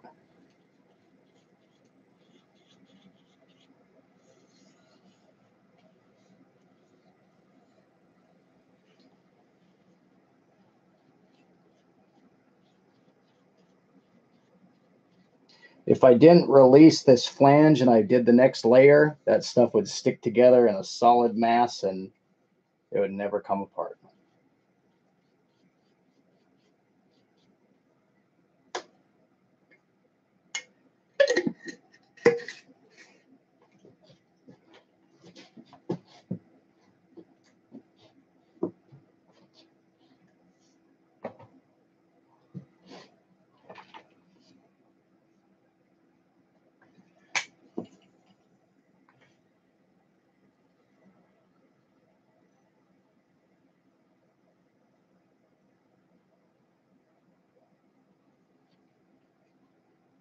The silicone, I'm just going to give a light mist to this. It really won't even have to.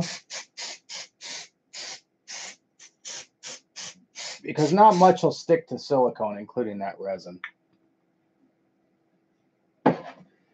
Yeah, I don't know, Amy. I got weirder as I got older because I grew up, in northern Minnesota, and I hunted and I fished every day in the summer growing up the whole time. And it never, it never bothered me. And I guess it doesn't really bother me now. If you're going to go fishing, you fish and eat it. But it depends. If you go to a nice lake up north and get fresh walleye or something, then yeah, it's kind of cool. But you get some of these janky fish in these reservoirs and man-made lakes or polluted lakes, and they're garbage anyways. It's not good fish. Go to the grocery store and get some proper fish. Uh-oh, what's going on? GloomTube sent an alert. Is there another shooting? Looks like they're offline now.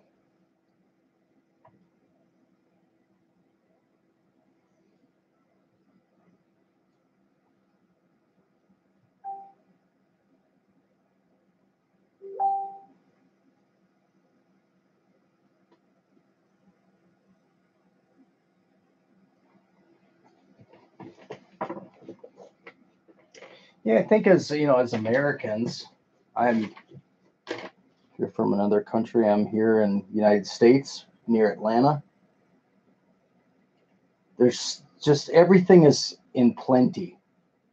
The grocery stores are insane. They're these massive buildings full of just everything you could ever want.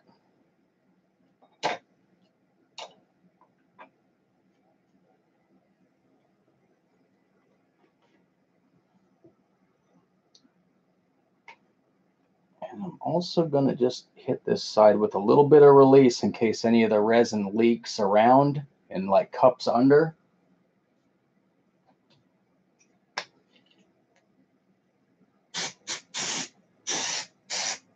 So just make it easier to get off.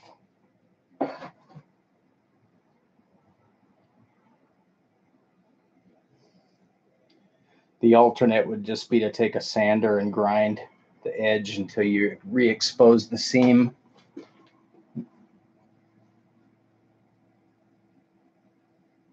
Yeah, it looks like that stream is off. And they only streamed for about an hour, so it must not have been a major situation.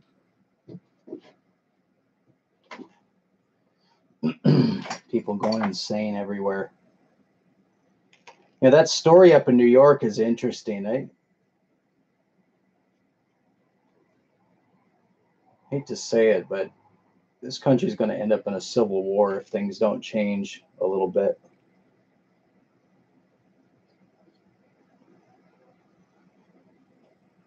It was not nice what the guy said to those young ladies on the train. But the police and the district attorney that arrested him for it are in direct violation of the Constitution, which is the #1 law in the land. And not just that, but it's the First Amendment.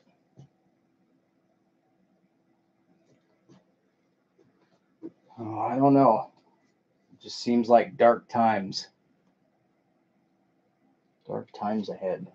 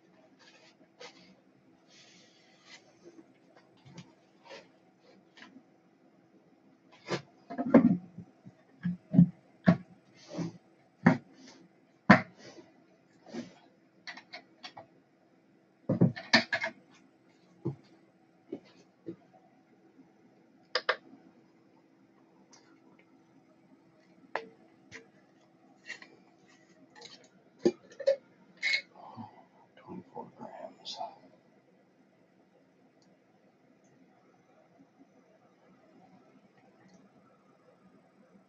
On the nose.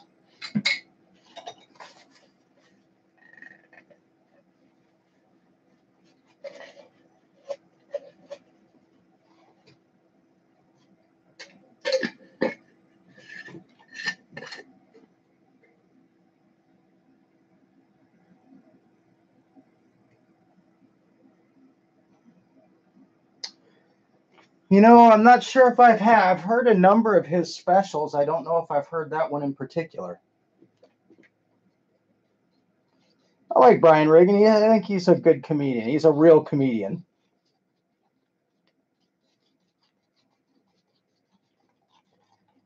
It's a lot harder to work clean than it is to just throw out some gross stuff. I can respect that.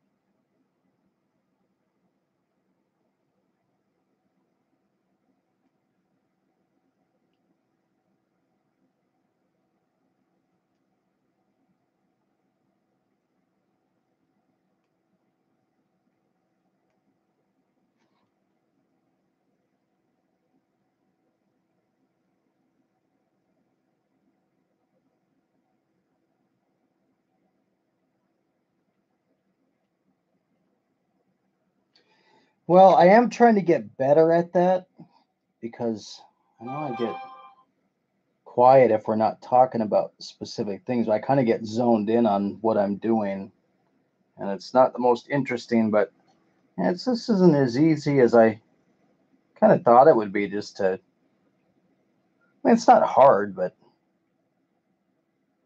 can definitely appreciate some of the YouTubers that are really, really good at it.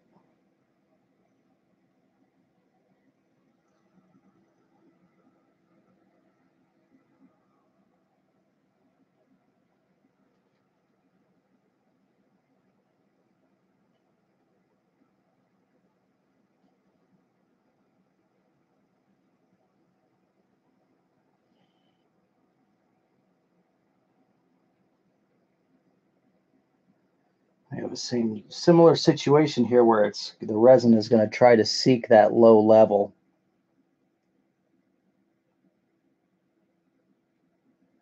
It'll take a couple of applications. On the next one, I'll tip it up and level it out. But this one, I want the pressure and the weight of it down on the arms, on the hands down there, so it flexes the mold closed.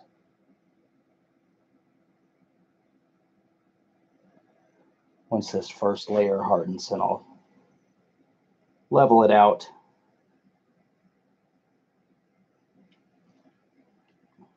So we're starting to thicken.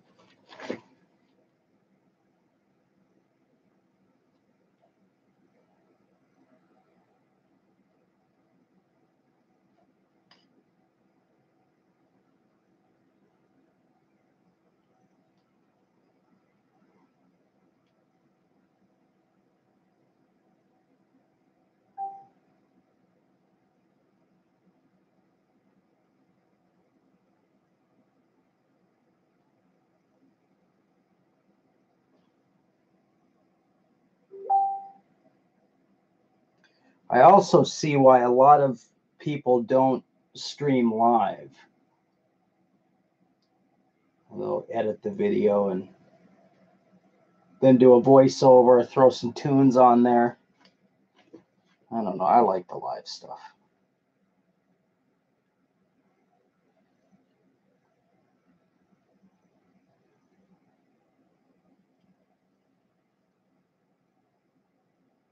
But that is the disadvantage of not being able to throw a open source song on top of a video and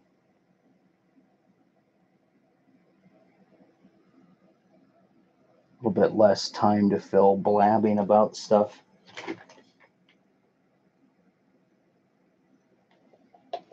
All right, we're gelling.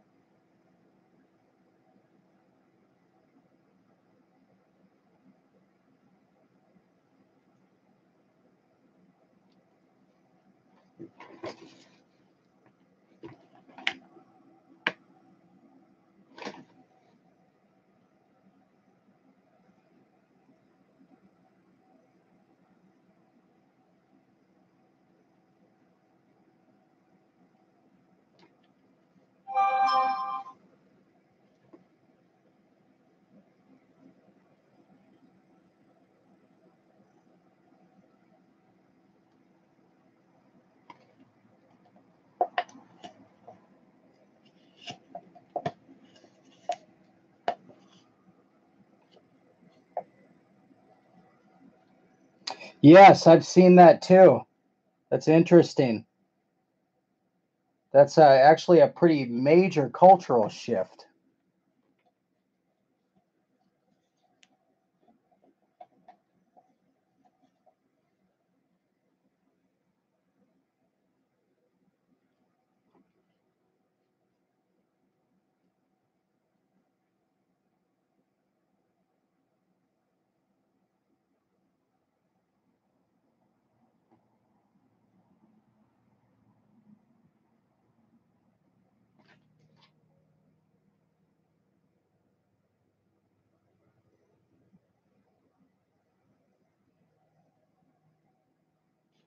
I missed a lot of spots on this one. Kicked off really fast.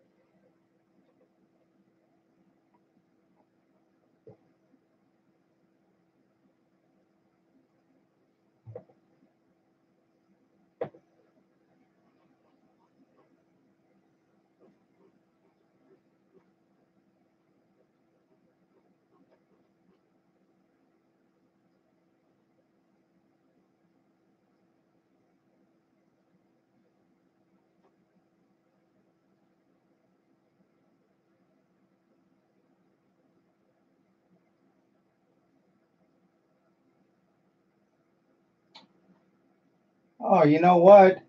I missed the passive aggressive hour. Forgot it was Thursday. I had that YouTube window shut down. Well, I'll have that to watch later.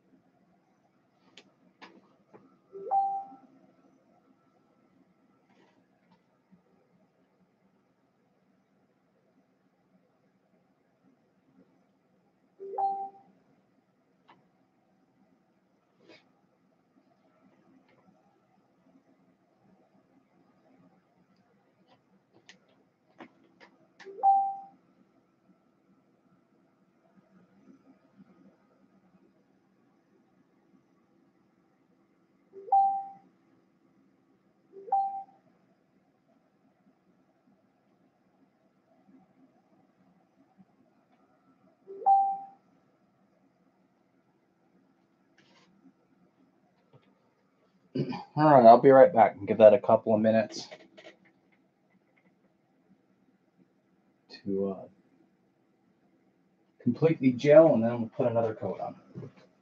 And then that will probably be it for this very unexciting stream tonight.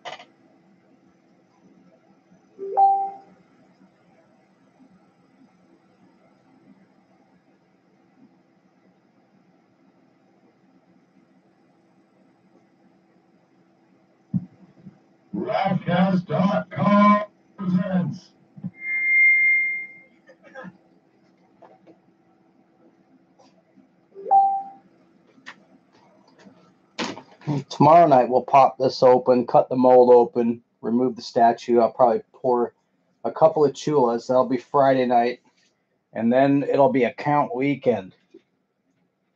Be a lot of Kumiya this weekend.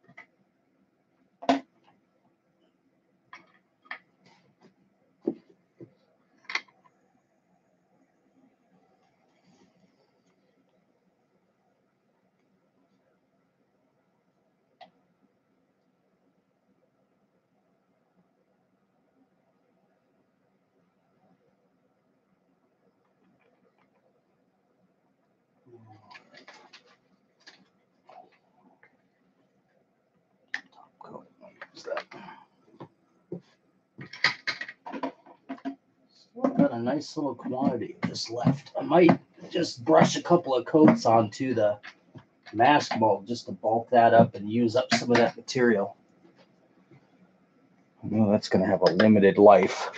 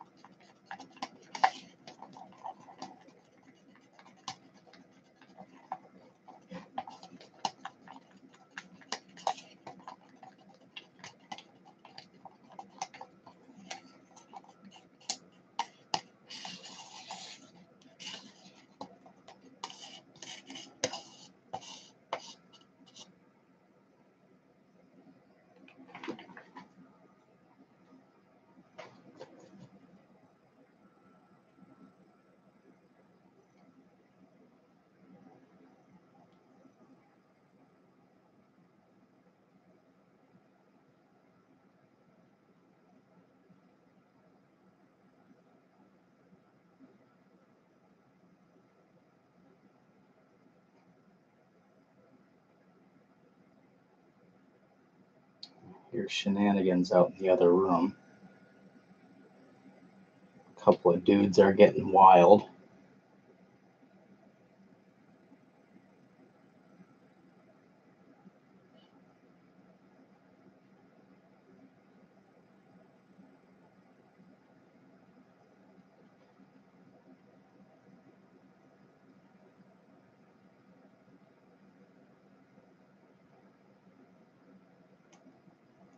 Kitten was in heaven earlier. I opened up a can of white albacore tuna.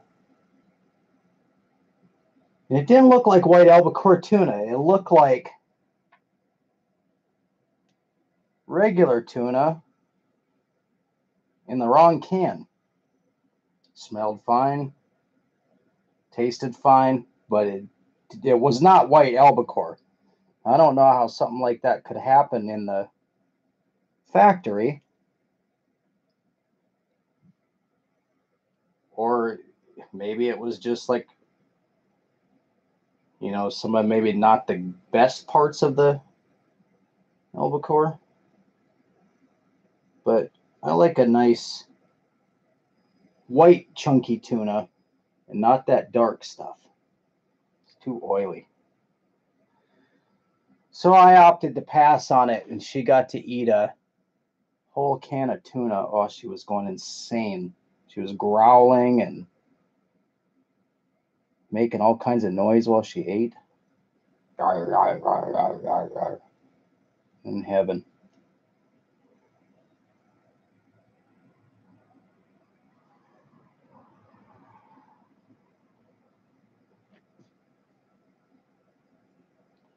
Needless to say, I'm going to have lunch today, and I'm really feeling it now.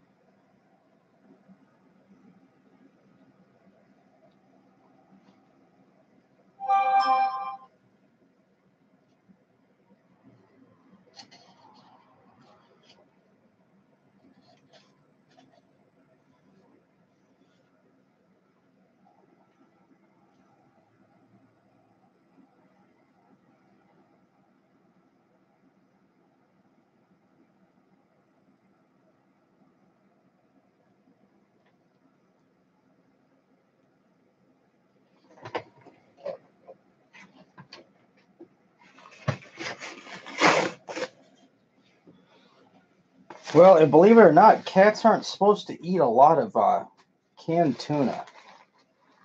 It's not great for them.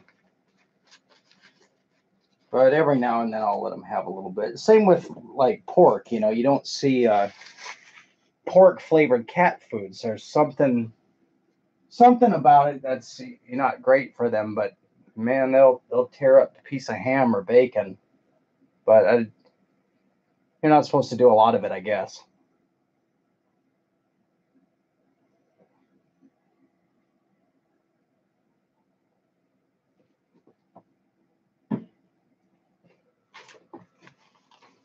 Tell you, like the first week that I brought this kitten in, she was tiny, but she's always been wild. She's all over the place, climbing on everything. Well, I made a bunch of wangs. I fried wangs,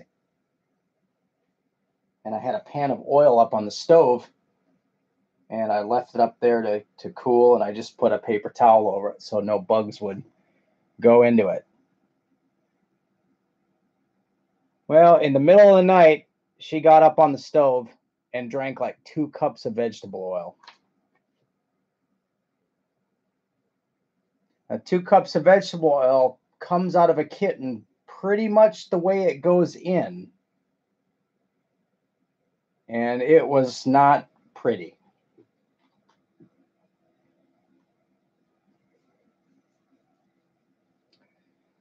So she came here to the shop, and she stays with eggs now. Which was the goal anyways, but I just wanted to kind of keep an eye on her. Make sure she was using a litter box and all that nonsense. She took to it in like a day, so it wasn't a big deal. But oh yeah, it was a mess. I walked into the bathroom where the litter box is, and was like, ooh, like the cat. I thought the cat had melted in the litter box, but it was a couple of cups of vegetable oil. It was horrible, and she had. I don't want to get too gross, but she was leaking, and the back of her legs were all oily, and she was trying to clean it all off of herself, and she just oil all over her belly and her legs. It was just absolutely disgusting. It was so gross.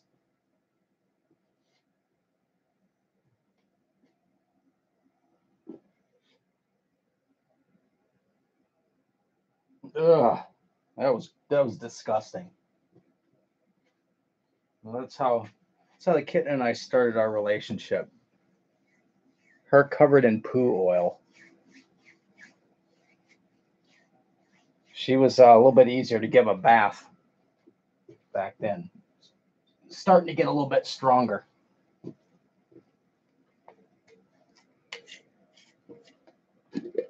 It was horrific.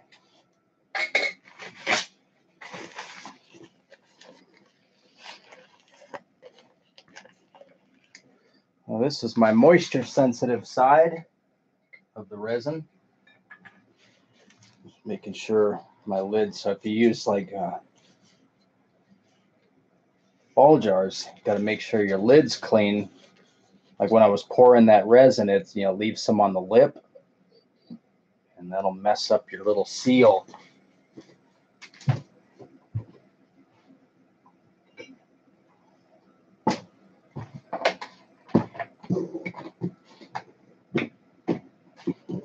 Cap this off for the night.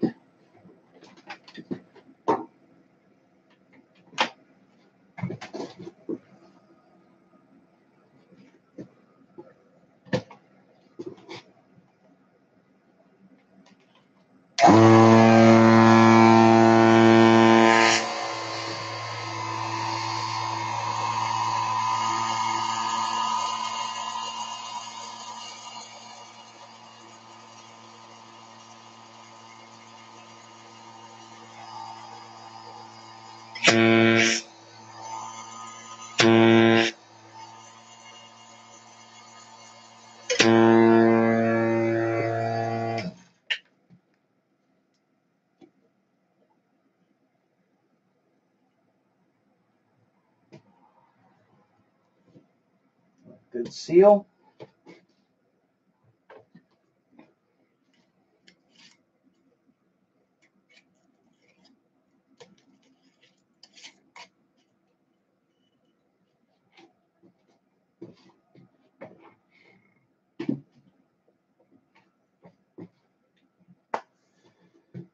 They also make sprays, like nitrogen sprays that you can use. You know, you just spray a little bit into your container before you put the cap on. It displaces the oxygen and leaves a bed of nitrogen. Of course, it sinks to the lowest point and it keeps, it's like a moisture barrier. That's what it's for. But it's really expensive. It's about 20 bucks a can, and you blow through it, you know, if you're spritzing every time. So I started doing this, and it usually will get me through to where I don't use up, or I don't ruin the resin before I use it all up. In rare cases, I've done it, but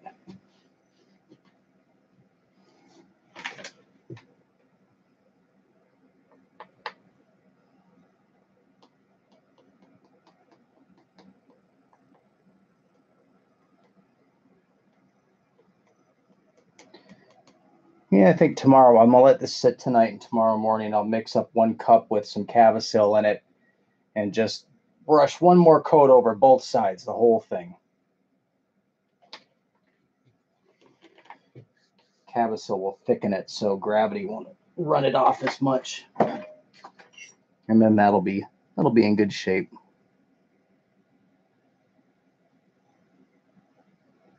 A little bit gooey. Warm caramel still.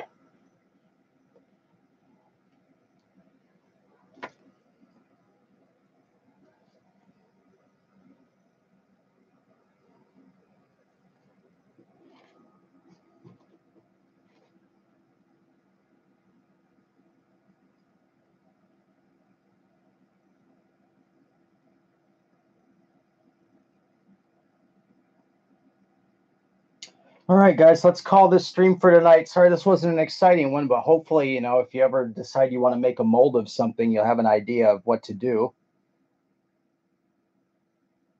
Doing a brush mold and setting up your parting line with clay. And so technically this would be a 1-part brush mold, because I'm going to only run a split up the back of the statue. And the process will be to pour the resin statue, and when I demold it, I'll just open up the back and pull the statue out of that one piece of silicone.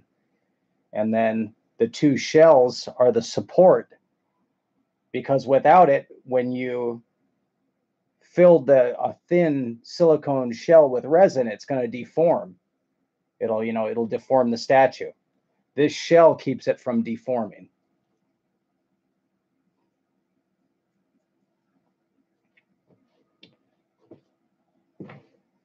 All right. Have a great night. If you have questions, or if you want suggest something that we make, send an email to clayformer@gmail.com, and maybe we'll make it. Have a great night, everyone.